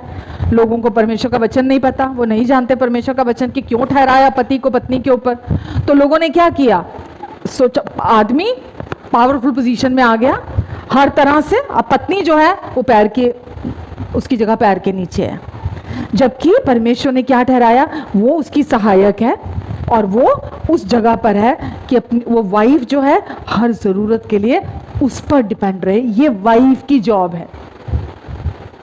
अगर एक पति अपनी पत्नी को पूरे दिल से प्यार करता होगा, हो ही नहीं सकता वो पत्नी अपने पति की इज्जत ना करे, नामुमकिन है। अगर हस्बैंड अपने वाइफ को, दुनिया आज संसार में यही तो चला है ना, क्योंकि औरत को इज्जत वो प्यार नहीं मिला, वो जो परमेश्वर ने ठहराया था वो नहीं मिला, तो वहां से इज्जत नहीं आई, रिश्ते टूटने शुरू हो गए, बाहर रिश्ते बनाने शुरू हो गए, बाहर गर्लफ्रेंड्स, बॉयफ्रेंड्स, वो अपनी जिंदगी जी रहा है, वो अपनी ज़रूरतें बाहर जाके पूरी कर रहा है। हम दुनिया में ये देख रहे हैं, जबकि ये सही नहीं है। इस रिलेशनशिप को मैंने इसीलिए आपको बोला है, प्रभु यीशु मसीह आज हमारे आत्मिक पति हैं, ठीक है, और हम उनकी दुल्हन हैं। अगर हम संसार में, हम दुनिया में देख रहे हैं कि परमेश्वर ने वो हमारे लिए वो रिलेशनशिप, वो फैमिली, वो हस्बैंड वाइफ का रिलेशनशिप ठहराया, क्यों? क्योंकि परमेश्वर खुद आपके लिए और मेरे लिए ऐसा सोचते हैं। यीशु को क्यों भेजा? यीशु को क्यों भेजा? एक अच्छे दूल्हे के तौर पर, एक भले पति के तौर पर।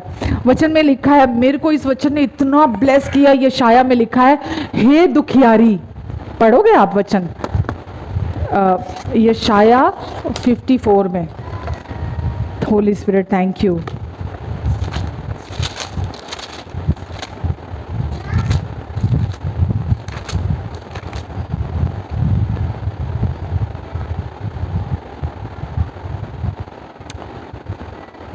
मालूम 54, 53 के बाद आता है।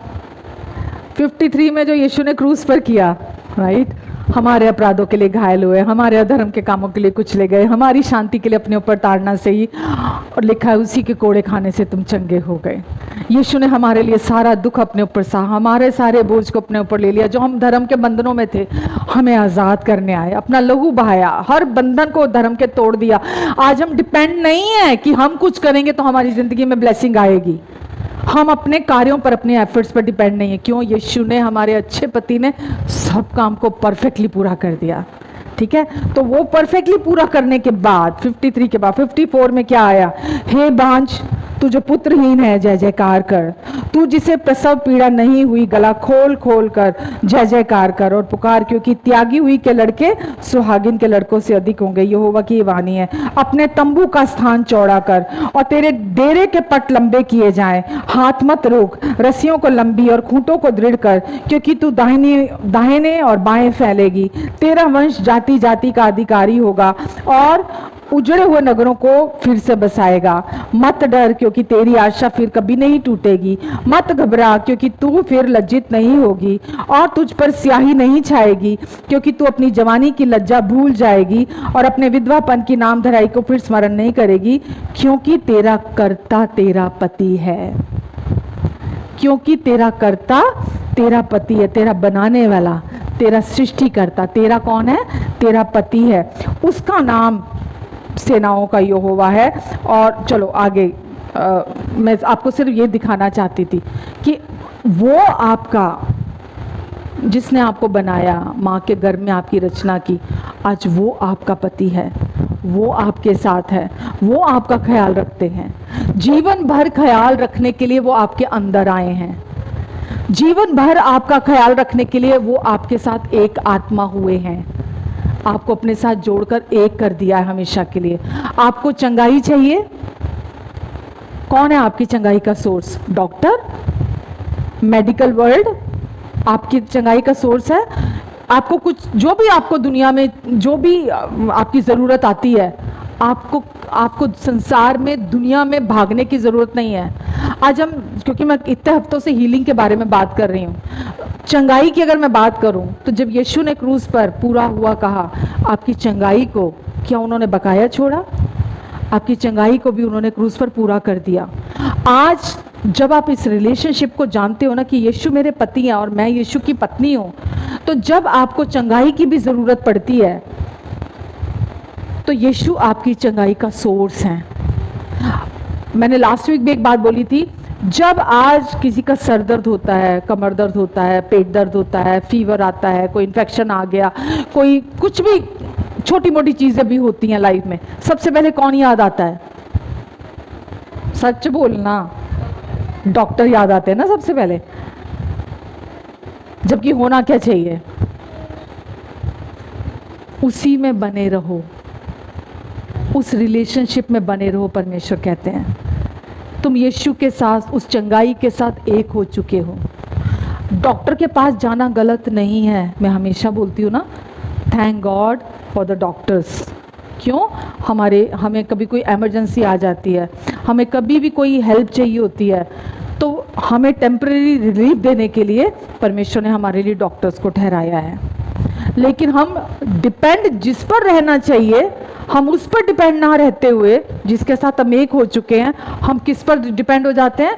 दवाइयों पर, मेडिकल वर्ल्ड पर, हम बाहरी चीज़ों पर हम निर्भर हो जाते हैं। मुझे जब मैं प्रभु में आई तो मुझे थायराइड था और काफ़ी सालों से थायराइड था मुझे। तो मुझे प्रभु ने मेरे अंदर, जो मैं आपको सिखा रही हूँ, मेरे अंदर वो मुझे सिखाया। और बिलीव करना, मैंने सब लोग बोलते हैं थायराइड की दवाई एक बार शुरू हो जाती है तो फिर दोबारा कभी आपको छोड़ नहीं सकते उसको। मैंने एक ही बार उठाई और क्योंकि अंदर मेरे अंदर प्रभु ने काम किया, अपना विश्वास जगाया, रेवलेशन आया, मैंने उसी समय जाके सारी दवाइयाँ अपनी थायराइड की मैंने फेंक दी कि नहीं, अब दवाइयाँ मेरी चंगाई नहीं ला सकती हैं। हाँ, वो सप्रेस कर सकती हैं सिम्टम्स को, पर मुझे हील नहीं कर सकती हैं, मुझे चंगा नहीं कर सकती हैं। चंगा करने वाला, चंगाई मेरे अंदर रहती है अब। तो मुझे उस पर डिपेंड होने की ज़रूरत है, मुझे ना कि बाहरी दवाइयों पर। मैं कई बार बोलती हूँ, कोई भी चीज़ अगर आप लंबे टाइम से ले रहे हो ना, तो डरो मत अपने अंदर, बीच बीच में छोड़ भी दो उसको। कोई भी चीज़ आप लंबे समय से ले रहे हो तो ये नहीं कि अगर मैंने ये नहीं खाया तो मेरी हेल्थ को प्रॉब्लम हो जाएगी, मैंने ये नहीं खाया तो मेरी हेल्थ में ये गड़बड़ हो जाएगी, तो ये कभी नहीं करना चाहिए। बीच बीच में चीज़ों को छोड़ दो, मत खाओ, है ना। और या ऑर्गेनिक खाना, है ना, या कोई ऐसा खास तरह का खाना या ऐसी कोई खास तरह की डाइट खाने से मैं चंगा हो जाऊंगा, मैं अपनी हेल्थ को मेंटेन रखूंगा। टाटा, बिरला या जो भी बड़े बड़े लोग हैं, है ना, आप जाकर उनकी पर्सनल लाइफ को देखिए ज़रा, कितनी दवाइयाँ खाते हैं वो, कितनी दवाइयाँ खाते हैं। उनके पास किस चीज़ की कमी है? अच्छे डाइटिशियन नहीं है उनके पास, अच्छी डाइट नहीं है उनके पास, अच्छे ट्रेनर नहीं है क्या उनके पास, क्या नहीं है उनके पास? जो भी बाहरी क्या बोलूँ मैं, जो भी हेल्प हम ले सकते हैं वो सब है उनके पास, लेकिन वो डिपेंड है बाहरी चीज़ों पर। हीलिंग नहीं है उनकी लाइफ में, चंगाई नहीं है उनकी लाइफ में। चंगाई आपका आत्मिक पति जो आपके साथ, आपके अंदर है, जिसके साथ आप, मैं सिर्फ ये भी नहीं कहूँगी वो मेरे अंदर है, वो और मैं एक हैं। यीशु और मैं एक हैं, हम एक आत्मा हैं, हम एक आत्मा होकर जुड़ चुके हैं। डॉक्टर के पास जाना गलत नहीं है, पहली ऑप्शन डॉक्टर नहीं होना चाहिए, आखिरी ऑप्शन डॉक्टर होना चाहिए। हम क्या करते हैं, पहली ऑप्शन डॉक्टर, जब सब कुछ बिगड़ जाता है फिर हम कहते हैं अब तो परमेश्वर की ज़रूरत है। हम जो दुनिया में, मैं अभी बोल रही थी पति पत्नी के रिलेशनशिप में, आज भी लोग बाहर गर्लफ्रेंड्स बॉयफ्रेंड्स बनाते हैं, है ना। बाहर जाते क्यों जाते हैं? कि ठीक है, हम अपनी लाइफ अपने मुताबिक जीना चाहते हैं, है ना, और अगर कुछ प्रॉब्लम हो भी गई तो अपनी कोशिशें करते रहते हैं, और लेकिन जब लगता है कि नहीं अब तो हस्बैंड की ज़रूरत है तो वापस हस्बैंड के पास आ जाते हैं। जब उस प्रॉब्लम का कोई हल नहीं निकलता तो वापस हस्बैंड के पास आ जाते हैं, या उस रिलेशनशिप को एंजॉय करना चाहते हैं, अपनी शादीशुदा ज़िंदगी को, तो फिर अपने हस्बैंड के पास आए, कुछ दिन रहे और चले गए। हम भी ऐसे ही करते हैं। हम भी जब कुछ गड़बड़ होती है ना, हम पहले अपनी ज़िंदगी को, प्रॉब्लम्स होती हैं, हम खुद ही सॉल्व करते रहते हैं कि नहीं ये मैं कर सकता हूँ, नहीं ये मैं कर लूँगा, नहीं मैं, हम डॉक्टर के ऊपर डिपेंड रहकर या बाहर किसी भी और चीज़ पर निर्भर रहकर हम चीज़ों को अपने लेवल पर सुलटाने की कोशिशें करते हैं, और फिर जब कोई हल नहीं निकलता फिर हम यीशु के पास आते हैं। पर ऐसे जीवन नहीं चलता, ऐसे नहीं चलता। जब यीशु आपके जीवन का सोर्स है, तो चाहे आपको प्यार चाहिए, चाहे आपको सामर्थ चाहिए, चाहे आपको शांति चाहिए, चाहे आपको आनंद चाहिए, चाहे आपको चंगाई चाहिए, चाहे आपको छुटकारा चाहिए, आपको जो कुछ भी चाहिए, यीशु आपके जीवन का अब सोर्स है। कोई भी ज़रूरत है, आपको यीशु में बने रहना है। आपको यीशु की तरफ देखने की ज़रूरत है, यीशु से ही इन सारी चीज़ों को रिसीव करने की ज़रूरत है। अब संसार आपकी मदद नहीं कर सकता क्योंकि आप संसारिक नहीं हो। आज भी दुनिया के लोग आप देखो, मैं जितने लोगों को जानती हूँ अपने चारों, अपने प्रेजेंट में, अपने लाइफ में, कोई व्यक्ति ऐसा नहीं है जिसको डायबिटीज़ नहीं है, कोई व्यक्ति ऐसा नहीं है जिसको ब्लड प्रेशर नहीं है, कोई ऐसा नहीं है जिसको थायराइड नहीं है, कोई नहीं है, मतलब कोई नहीं है जो मेरे कांटेक्ट में है अभी, संसारिक लोगों से जिनसे मैं मिलती हूँ, कोई नहीं है अभी ऐसा। और हर बंदा दवाइयों पे के भरोसे अपनी ज़िंदगी जी रहा है। लेकिन आप और मैं, हमारी स्टोरी अलग है। हमारा रिलेशनशिप अब परमेश्वर के साथ हो चुका है, हमारी नई जिंदगी शुरू हो चुकी है। अब हम अकेले नहीं हैं। अभी भी वो लोग जिनकी मैं बात कर रही हूँ वो अकेले हैं, उनके पास कोई चारा नहीं है, कोई दूसरा रास्ता नहीं है उनके पास। उनको दवाइयों पर ही भरोसा करना पड़ेगा, उनको संसारिक हेल्प पर ही डिपेंड होकर जीना पड़ेगा। पर आपके पास और मेरे पास, हम अब अकेले नहीं हैं। अब हम शादीशुदा हैं, हमारी शादी यीशु के साथ हो चुकी है। अब हम सिंगल नहीं रहे। मत घूमो सिंगल की तरह इस दुनिया में, एक बैचलर की तरह, अकेले की तरह मत घूमो। अब जैसे कोई एक सिंगल व्यक्ति घूमता है, अब नहीं हो आप। अब आप यीशु के साथ एक जोड़ा बन चुके, आप दो एक हो चुके हो। इफिसियों में अध्याय 5 में आप निकालो एक बारी, इफिसियों चैप्टर 5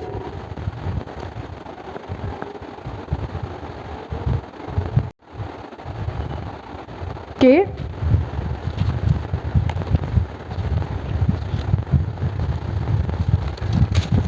29 से पढ़ती हूँ। क्योंकि किसी ने कभी अपने शरीर से बैर नहीं रखा, वरन उसका पालन पोषण करता है, जैसा मसीह भी कलीसिया के साथ करता है। क्योंकि किसी ने कभी अपने शरीर से बैर नहीं रखा, वरन उसका पालन पोषण करता है, जैसा मसीह भी कलीसिया के साथ करता है। यहाँ कुछ समझ में आ रहा आपको? पहले यहाँ, इसलिए कि हम उसकी देह के अंग हैं। इस कारण मनुष्य अपने माता पिता को छोड़कर अपनी पति से मिला रहेगा और वे दोनों एक तन होंगे। यह भेद तो बड़ा है, पर मैं यहाँ मसीह और कलीसिया के विषय में कहता हूँ। लिखा है, कोई भी कभी भी अपनी देह से बैर नहीं रखता, वरन अपनी देह का पालन पोषण करता है। आगे लिखा है, जैसा मसीह भी कलीसिया के साथ करता है। यीशु भी क्या करते हैं? कलीसिया का पालन पोषण करते। क्यों? क्योंकि हम उसकी देह हैं। यीशु हमारा पालन पोषण, हमारी देखभाल करते हैं, हमारा ख्याल रखते हैं। इस कारण मनुष्य अपने माता पिता को छोड़कर अपनी पत्नी से मिला रहेगा और वे दोनों एक तन होंगे। संसारिक पति पत्नी दोनों एक तन होते हैं। आगे लिखा है, ये समझाया है परमेश्वर ने हमें क्लियर करने के लिए संसारिक पति पत्नी का रिलेशनशिप, कि ये भेद तो बड़ा है, पर मैं यहाँ मसीह और कलीसिया के विषय में कहता हूँ। ये भेद तो बड़ा है, पर मैं मसीह और कलीसिया के विषय कहता हूँ कि यीशु हमारे पति हैं, हम यीशु की पत्नी हैं, हम एक यीशु के साथ एक आत्मा होकर जुड़ चुके हैं और यीशु हमारा पालन पोषण करते हैं, चाहे कैसी भी कोई भी ज़रूरत क्यों ना हो हमारी। हालेलुया, आमेन।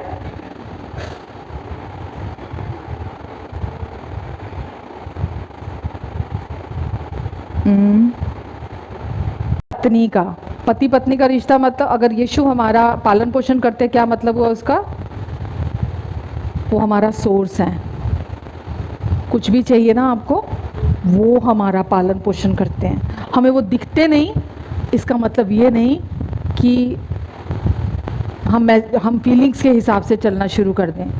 जो हम महसूस करते हैं वही हमारे जीवन का, हमें अगर सुरक्षा चाहिए तो हमारी अवेयरनेस, हम जितना कॉन्शियस रहते हैं, हम जितना अवेयर रहते हैं, उतना हम उसमें बने रहते हैं। हम बहुत बार जो जानते हैं हम उसके अनुसार सोचते हैं परमेश्वर को काम करना चाहिए मेरे लिए। आप जो जानते हैं परमेश्वर उसके मुताबिक काम नहीं करते। आप जिसके प्रति कॉन्शियस होते हैं और अवेयर होते हैं, परमेश्वर उसके द्वारा काम करते हैं आपके जीवन में। समझ रहे हैं आप? ये बहुत थिन लाइन डिफरेंस है, लेकिन स्वर्ग और नर्क के बराबर डिफरेंस है। हम हमेशा परमेश्वर पर क्यों नाराज होते हैं, क्यों गुस्सा होते हैं? क्योंकि हमें लगता हम तो ये जानते हैं, पर परमेश्वर ने ये क्यों नहीं किया। हमको तो ये भी पता था, हमको तो ये भी पता था। कि ये करना चाहिए, वो करना चाहिए, ये ऐसा करना चाहिए, ऐसा करना चाहिए, मैं तो ये भी करता हूँ, मैं तो ये भी करता हूँ, मैं तो ये भी करता हूँ, मैं तो ये भी करता हूँ, फिर परमेश्वर ने ये क्यों नहीं किया? परमेश्वर फीलिंग्स के हिसाब से या नॉलेज के हिसाब से नहीं चलते। आप जिसके प्रति कॉन्शियस और अवेयर होते हैं, परमेश्वर उसमें जब आप कॉन्शियस और अवेयर होते हैं, आप यीशु में बने रहते हैं, अपने विचारों में, अपनी सोचों में, अपने इमेजिनेशन में। जब आप कॉन्शियस होते हैं, अवेयर होते हैं, आप अपनी इमेजिनेशन में यीशु के साथ बने रहते हैं, और जब आप बने रहते हैं तो परमेश्वर आपके लिए काम करते हैं। आमेन। यूहन्ना 15:5-6।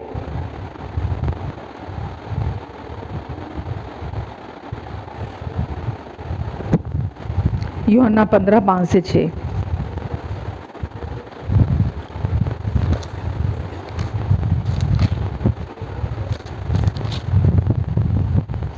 यीशु ने क्या कहा?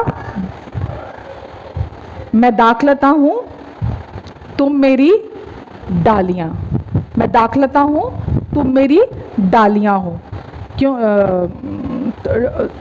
डालियां हो का क्या मतलब? मैं दाखलता हूं, तुम मेरी डालियां। क्यों डालियां मतलब? डाली हमेशा दाखलता पे निर्भर रहती है। पति पत्नी के रिलेशनशिप में क्या बताना चाह रहे थे प्रभु? कि पत्नी हमेशा पति पर निर्भर रहती है। पत्नी की जॉब क्या है? पत्नी का काम क्या है? अपने पति पर निर्भर रहना, प्यार के लिए, स्ट्रेंथ के लिए, प्रोटेक्शन के लिए, हर चीज के लिए, प्रोविजन कुछ भी चाहिए, निर्भर रहना। डाली दाखलता पर हमेशा निर्भर रहती है, उसको जो भी खाना चाहिए वो उस पर निर्भर रहती है। तो यीशु ने क्या एग्जाम्पल दिया? जबकि हम दुनिया में बोलते, हम सीधा देखते बोलते ये एक पेड़ है, ये एक वृक्ष है, हम कभी उसको दो करके नहीं देखते हैं। पर यीशु ने क्या बोला? मैं तो दाखलता हूं, तुम मेरी डाली हो। क्योंकि डालियों का जो भरण पोषण है, जो पालन पोषण है, वो कहां से होता है? दाखलता से होता है। डाली को क्या करना होता है? केवल बने रहना होता है।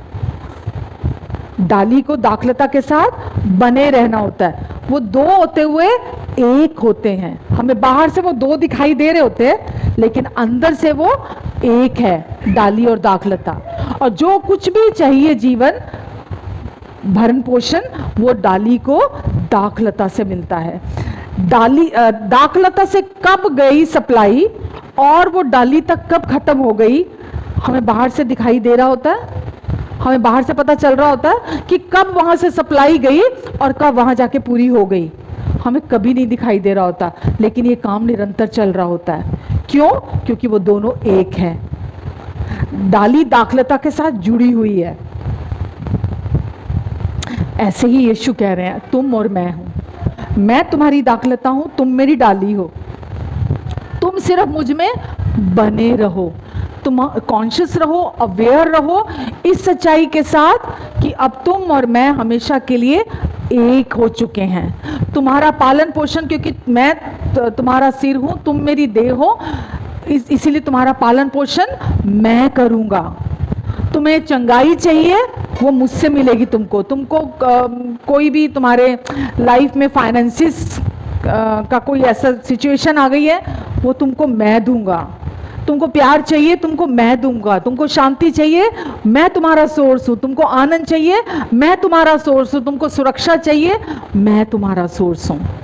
अगर आप यहाँ हमेशा अवेयर रहेंगे, कोई डर, कोई चिंता, कोई दोष, कोई शर्मिंदगी आपके जीवन में आपको डोमिनेट नहीं करेगी। कोई चीज शारीरिक होकर आप नहीं जिएंगे। फिर ये सारे थॉट्स कहाँ आ रहे हैं? शरीर में आ रहे हैं ना। डर, चिंता, दोष, शर्मिंदगी शरीर में आ रहे हैं। लेकिन अगर आप हर समय इन सच्चाइयों के प्रति आप चौकस हैं, आप कॉन्शियस हैं, आप अवेयर हैं कि अब मैं नई सृष्टि हूं, अब मेरा नया जन्म हो चुका है, अब मैं और यीशु एक हो चुके हैं, यीशु मेरे पति हैं, मैं यीशु की पत्नी हूं, अब मैं अकेली नहीं हूं, पहले मैं अकेली थी, अब मैं यीशु के साथ एक आत्मा होकर जुड़ चुकी हूं। ये आपके जीवन की, आपके नई जिंदगी की, आपकी नई सच्चाइयां हैं जिनमें आपको हमेशा चौकन्ना रहना है, मतलब अवेयर रहना, और इसमें आपको चलना है। इसी को बोलते हैं बने रहना, रिलेशनशिप में बने रहना, उस एकता में बने रहना, ताकि वो जीवन जो आपके अंदर है वो फ्लो कर सके। आप अपने ओन डाली अपने ओन पर फल उत्पन्न कर सकती है। अपने ओन पर मतलब अगर आपने डाली को तोड़ दिया और आपने तने के साथ उसको रस्सी से बांध दिया, वो जीवन आ सकता है उसके अंदर? जीवन तो नीचे से आ रहा है ना, जीवन तो नहीं रुक रहा, जीवन तो निरंतर आ रहा है नीचे से, पर डाली को उस तने के साथ बने रहने की जरूरत है। वो बनी रहती है, उसको कभी कोई कमी नहीं होती है। हम दूसरों को देख के जेलसी करते रहते हैं, हम दूसरों को देख के कमेंट करते हैं, हम दूसरों के जीवन को देखकर हम फ्रस्ट्रेटेड होते हैं, हम दूसरों के जीवन को देखकर हमें समझ में नहीं आता कि इनकी जिंदगी ऐसे कैसे है, मेरी ऐसे क्यों नहीं है। रिलेशनशिप की वजह से। और परमेश्वर पार्शल नहीं है कि वो किसी एक को ज़्यादा प्यार करते हैं, दूसरे को कम प्यार करते हैं, इसके साथ ज़्यादा अच्छा रिश्ता रखना चाहते हैं, उसके साथ ज़्यादा अच्छा रिश्ता नहीं रखना। उनकी तरफ से तो कोई कमी नहीं है, क्योंकि सप्लाई निरंतर आ रही है। आपको और मुझे उस रिलेशनशिप को अगर एंजॉय करना है, अगर अपनी ज़िंदगी में अच्छे समय में, बुरे समय में, ऊंचे समय में, निचले समय में, खराब समय में, अगर हम हमेशा एक जैसा अपनी ज़िंदगी चाहते हैं, तो हमको उसमें बने रहने की ज़रूरत है। उस रिलेशनशिप में, उस हस्बैंड वाइफ के उस क्लोजनेस में, उसमें बने रहने की ज़रूरत है। और वो कहाँ बने रहना है, आपको मैं क्या बता रही हूँ? आपकी इमेजिनेशन में, आपकी सोचों में, आपके विचारों में। आप जो भरोगे आप वहीं बने रहोगे। आप जिस चीज़ के साथ अपने आप को सारा दिन प्लग इन करके रखोगे, आप उसमें बने रहोगे। आप यीशु के साथ खुद को हमेशा प्लग इन करके रखोगे, उस पुराने जीवन से अपने आप को डिस्कनेक्ट करके, वो जो पहले आदम से आपको मिला था उससे अपने आप को डिस्कनेक्ट करके, अगर आप अपने आप को यीशु के साथ नए जीवन के साथ हमेशा अपने आप को अपनी सोचों में, विचारों में, अपने इमेजिनेशन में अगर आप उसको रखोगे, तो आप उसमें बने रहोगे। आपके पास चुनाव है। परमेश्वर अब कुछ नहीं कर रहे, कुछ करेंगे भी नहीं आपके लिए, कुछ नया नहीं होने वाला, कुछ भी नहीं करेंगे परमेश्वर। ये आप डाली हैं, वो दाखलता है, आपको वो सप्लाई चाहिए, आपको केवल उसमें बने रहने की ज़रूरत है। जैसे वो पति पत्नी का रिलेशनशिप, जो कि पत्नी हमेशा पति पर निर्भर रहकर चले, ये परमेश्वर चाहते हैं, और पति हमेशा उसके लिए सप्लाई बना रहे, सोर्स बना रहे उसका। दाखलता पे डिपेंड रहने की ज़रूरत है डाली को, और वो जीवन हर समय उसमें से बह रहा है। आपको चंगाई कहीं से नहीं आनी है, कोई स्पेशल हाथ थरथराता हुआ आपके ऊपर नहीं आने वाला है ना, कोई स्पेशल हीलिंग मीटिंग में आपको जाने की ज़रूरत नहीं है। हीलिंग आपके अंदर है। चमत्कार तब होता है जब कुछ बहुत बुरा होता है, ब्लेसिंग तब होती है जब आप निरंतर बने रहते हो। अगर आप कभी बीमार ही नहीं होगे, तो आपको कौन से क्रूसेड की, कौन सी हीलिंग मीटिंग की, आपको किसकी ज़रूरत है? किसी की ज़रूरत नहीं है। जब आप नई जगह पर जुड़ चुके हो, प्रभु यीशु मसीह के साथ जुड़ चुके हो, पहले आदम के साथ, वहां से आपको प्रभु ने पूरी तरह उखाड़ कर आपको अब परमेश्वर ने अंतिम आदम में आपको कनेक्ट कर दिया है। अब आपका परसेप्शन क्या होना चाहिए मालूम? मैं कभी बीमार नहीं होऊंगा, मैं कभी बीमार नहीं होऊंगा, क्योंकि अब पाप और मृत्यु मुझ पर प्रभुता नहीं करते हैं। अब मैं पहले आदम से जुड़ा हुआ नहीं हूं, मैं बीमार नहीं होऊंगा। और हम क्या करते हैं? जरा सा कुछ सिम्टम, हरारत हुई नहीं शरीर में, ओ तबीयत ठीक नहीं है, ओ वीकनेस सी लग रही है, ओ बड़ी ठंड लग रही है, बड़ी घबराहट हो रही है। इतनी जल्दी हम शरीर में बह जाते हैं, उन सिम्टम्स में बह जाते हैं, जबकि मांस हमारा हम अपने आप को कैसा तैयार करें? जो जीवन यीशु में बहता है, वही जीवन मुझ में बहता है और मुझ में रहता है। यीशु बीमार नहीं है तो मैं भी बीमार नहीं हूं। वो जो पुराना था वो बीमार होता था, अब मैं जो नया हूं, नई सृष्टि हूं, मैं यीशु के साथ नई जिंदगी है। पहले मैं वो अकेला बैचलर था, जब मैं आदम से था, कोई नहीं था मेरा। तब मैं परमेश्वर से डिस्कनेक्टेड था। सबसे बड़ा क्या हुआ था नुकसान आदम का उस फल को खाने का? परमेश्वर से डिस्कनेक्टेड हो गए थे। वो जीवन जो परमेश्वर से बहता था उससे वो अलग हो गए थे, वो टूट गया था। यीशु ने आके क्या किया? वापस उस रिलेशनशिप को हमें दे दिया, जोड़ दिया हमें, हम वापस जुड़ गए। अब आज हमारा रिश्ता है, हम अकेले नहीं हैं, अब उस जीवन के साथ जोड़ दिए गए हो, यीशु के साथ कनेक्टेड हो। अब कोई सिम्टम आए वो उसके लिए गलत पता है, रॉन्ग एड्रेस है उसके लिए, वो नहीं आ सकता आपके शरीर में, वो नहीं आ सकता। डिप्रेशन आपके लिए नहीं है, कोई फेलियर आपके लिए नहीं है, कोई हार अब आपके लिए नहीं है। क्यों? अब जहां से वो आते थे वो कनेक्शन टूट चुका है, वो पुराना कनेक्शन जो आदम से था वो खत्म हो चुका है। अब आपके लिए प्रभु यीशु ने बोला तुम जैवन से भी बढ़कर हो। अब आप जैवन से भी बढ़कर हैं। जितनी आपका परसेप्शन चेंज होगा, आपकी सोच बदलेगी, उतना आपका जीवन आशीषित होगा। परमेश्वर ने आपको हर तरह से आशीषित कर दिया है और मुफ्त में आशीषित किया आपको। वो आपसे कुछ नहीं मांग रहे, उनको आपसे कुछ नहीं चाहिए। हमसे उनकी वो कुछ डिमांड ही नहीं करते। इससे अच्छा कोई हो सकता है? वो हमसे कुछ डिमांड नहीं करते। क्या डिमांड करते हैं? आज जरा बता दो एक लाइन में, क्या डिमांड करते हैं? जोर से बोलो। बने रहो का क्या मतलब? बस मुझ पे डिपेंड हो जाओ, मैं तुम्हें कभी लज्जित होने नहीं दूंगा, मुझ पे डिपेंड हो जाओ। तुम्हारा कॉन्शियस लेवल, तुम्हारी अवेयरनेस, तुम्हारी इमेजिनेशन भरी हो मेरे प्यार की सच्चाइयों से, भरी हो। तुम्हारी सोचों में मेरी भलाइयां भरी हुई हो कि मैं भला पिता हूं और हमेशा अपनी करुणा और भलाई में अपने तुम्हारे जीवन में मैं तुम्हें दिखाऊंगा। मैंने क्या बोला? आपकी जानकारी आपके जीवन में कुछ भलाई नहीं दिखाएगी परमेश्वर की। आपकी अवेयरनेस, कितना आप कॉन्शियस हो, वो परमेश्वर की भलाइयों को निरंतर निरंतर निरंतर खोलता चला जाएगा, खोलता चला जाएगा। समझ रहे हैं आप? ये आप पर डिपेंड करता है कि मैं जब से यीशु में आई हूं ना, मैंने जब से यीशु को जाना है, जब से इन सच्चाइयों को मैंने रिसीव किया है, मैं यीशु की डिवोटी वाइफ हूं। मैं यीशु की डिवोटी वाइफ हूं। मैं इस रिश्ते को हर दिन एंजॉय करती हूँ। मुझे पता है मेरा सोर्स मेरे यीशु हैं। मुझे कुछ भी चाहिए, मैं कभी अपना बैंक अकाउंट नहीं देखती, मैं कभी अपना बैंक बैलेंस, मेरे पर्स में कितने हैं, मेरे पास क्या है, क्योंकि मेरा सोर्स कोई है ही नहीं। मेरा सोर्स यीशु है, वो मुझे ब्लेस करते हैं, वो मेरी हर जरूरत को जानते हैं, वो उनमें से जो जीवन बहता है वो मेरे अंदर बह रहा है। मुझे कुछ भी चाहिए, मुझे अगर आज संसारिक रीति से समझाना चाहूँ, अगर मुझे आज अगर बड़ी से बड़ी रुपयों के मामले में मुझे आज समझ लो अरबों की जरूरत पड़ जाए, यीशु मेरा सोर्स है, मेरे पास अरबों से ज्यादा होंगे, खरबों होंगे मेरे पास। वर्ल्डली तरीके से समझा रही हूँ मैं आपको, क्योंकि वो मेरा सोर्स है। आपको कुछ भी चाहिए, अगर आप अपनी आंखें यीशु पर लगानी सीख जाओगे ना, यीशु आपके जीवन का सेंटर पॉइंट रहेंगे हमेशा। आप मनुष्यों को खुश करने वाले, मनुष्यों को मनाने वाले, मनुष्यों को प्रसन्न करने वाले नहीं होगे आप अपनी आंखें वहां से कभी नहीं हटाओगे, क्योंकि उस रिलेशनशिप जैसा दूसरा कोई रिश्ता ही नहीं है।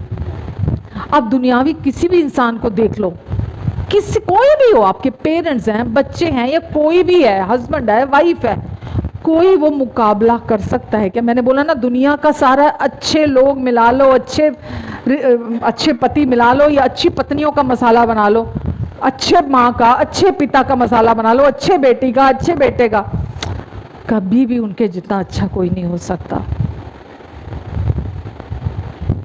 वो आपको जैसा जानते हैं कोई नहीं जानता। उनको आपकी हर ज़रूरत का ध्यान है, आपको क्या चाहिए, कब चाहिए, उनको सब पता है। पर वो क्या चाहते हैं आपसे? आप कॉन्शियस रहो इस सच्चाई के प्रति कि परमेश्वर, मैं आपको धन्यवाद देता हूँ यीशु को भेजने के लिए, मुझे यीशु के साथ एक करने के लिए।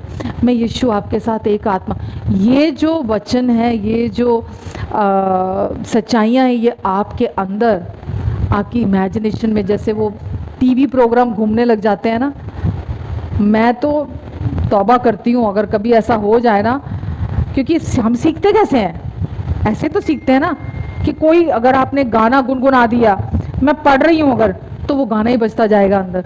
क्यों? मैंने अटेंशन दे दी वहाँ, अपना ध्यान दे दिया मैंने वहाँ पर, तो वही बजता चला जाएगा। मैंने अगर कोई कुछ देख लिया, कोई प्रोग्राम देख लिया, कुछ देख लिया, ज़्यादा अच्छे इंटरेस्ट से देख लिया,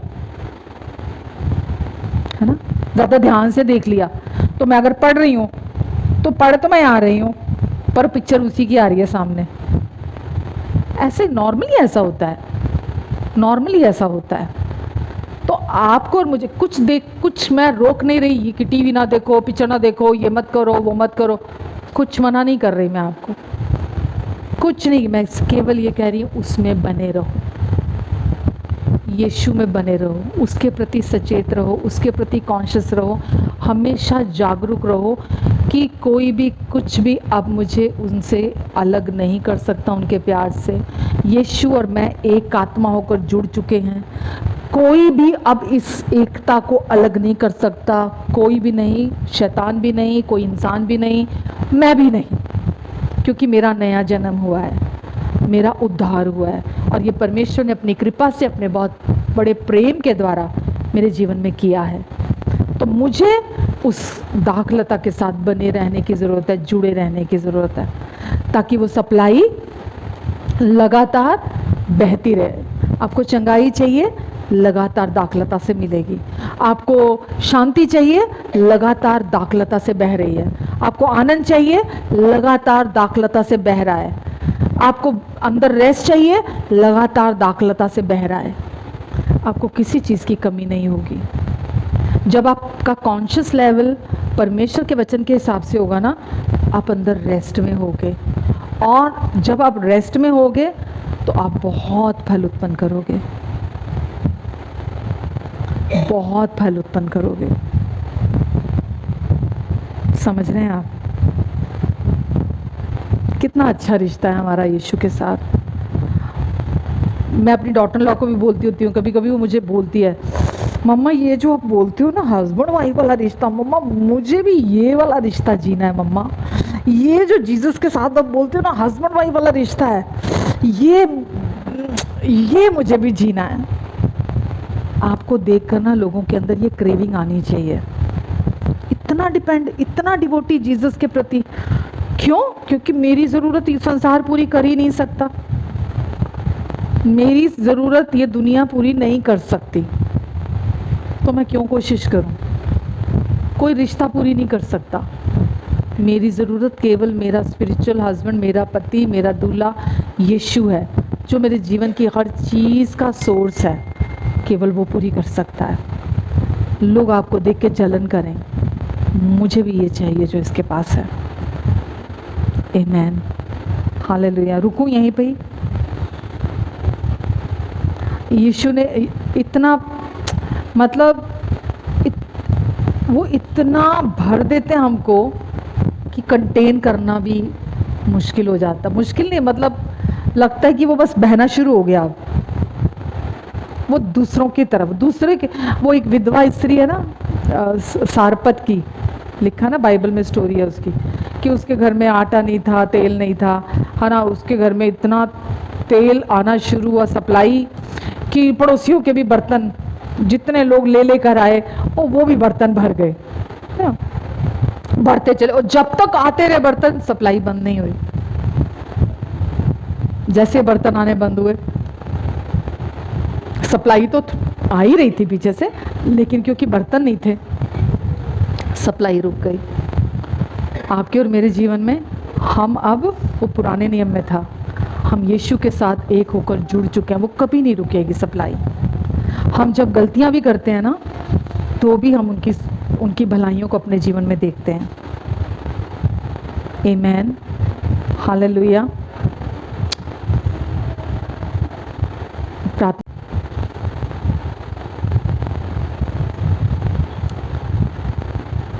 धन्यवाद यीशु, धन्यवाद देते हैं प्रभु। प्रभु आप हमारे बहुत भले और अच्छे पति हैं, हमारा सारा बोझ आपने ले लिया यीशु, और सब कुछ आप खुद कर रहे हैं हमारे लिए। आज हमें जो चाहिए आपने पहले ही क्रूस पर पूरा कर दिया, और आज आप उन बातों को हमारे जीवन में हर दिन पूरा कर रहे हैं।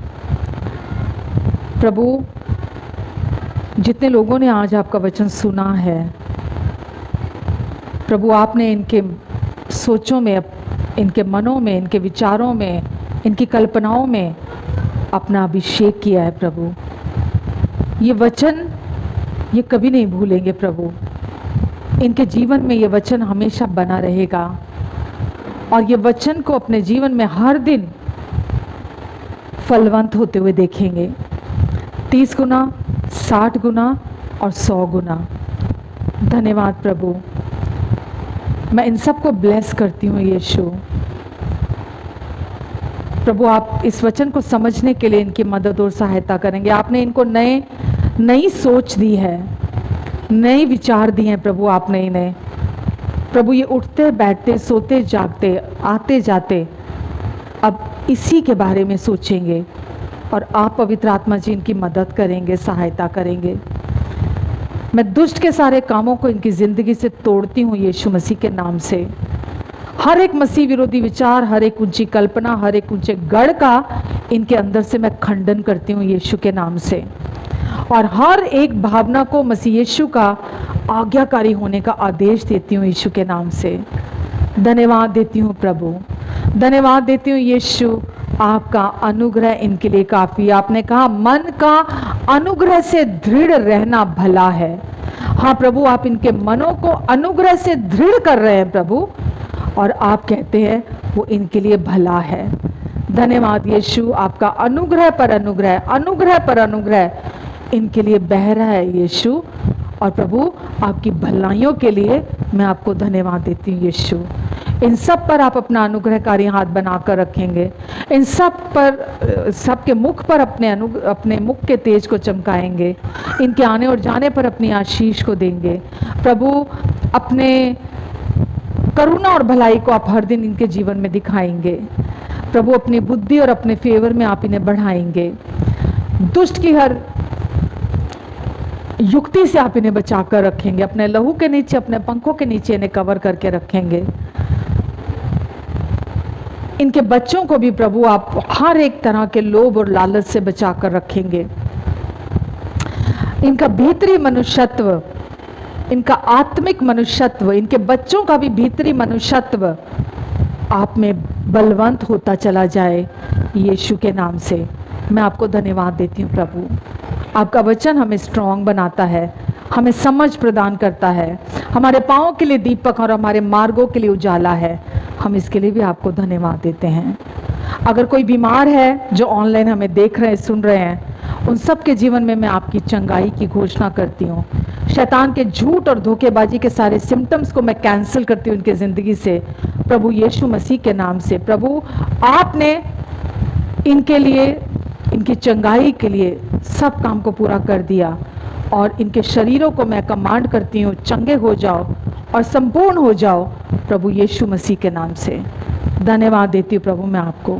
धन्यवाद यीशु, धन्यवाद प्रभु। आपका अनुग्रह और शांति इनके जीवन में मल्टीप्लाई हो जाए। आमेन, आमेन, आमेन।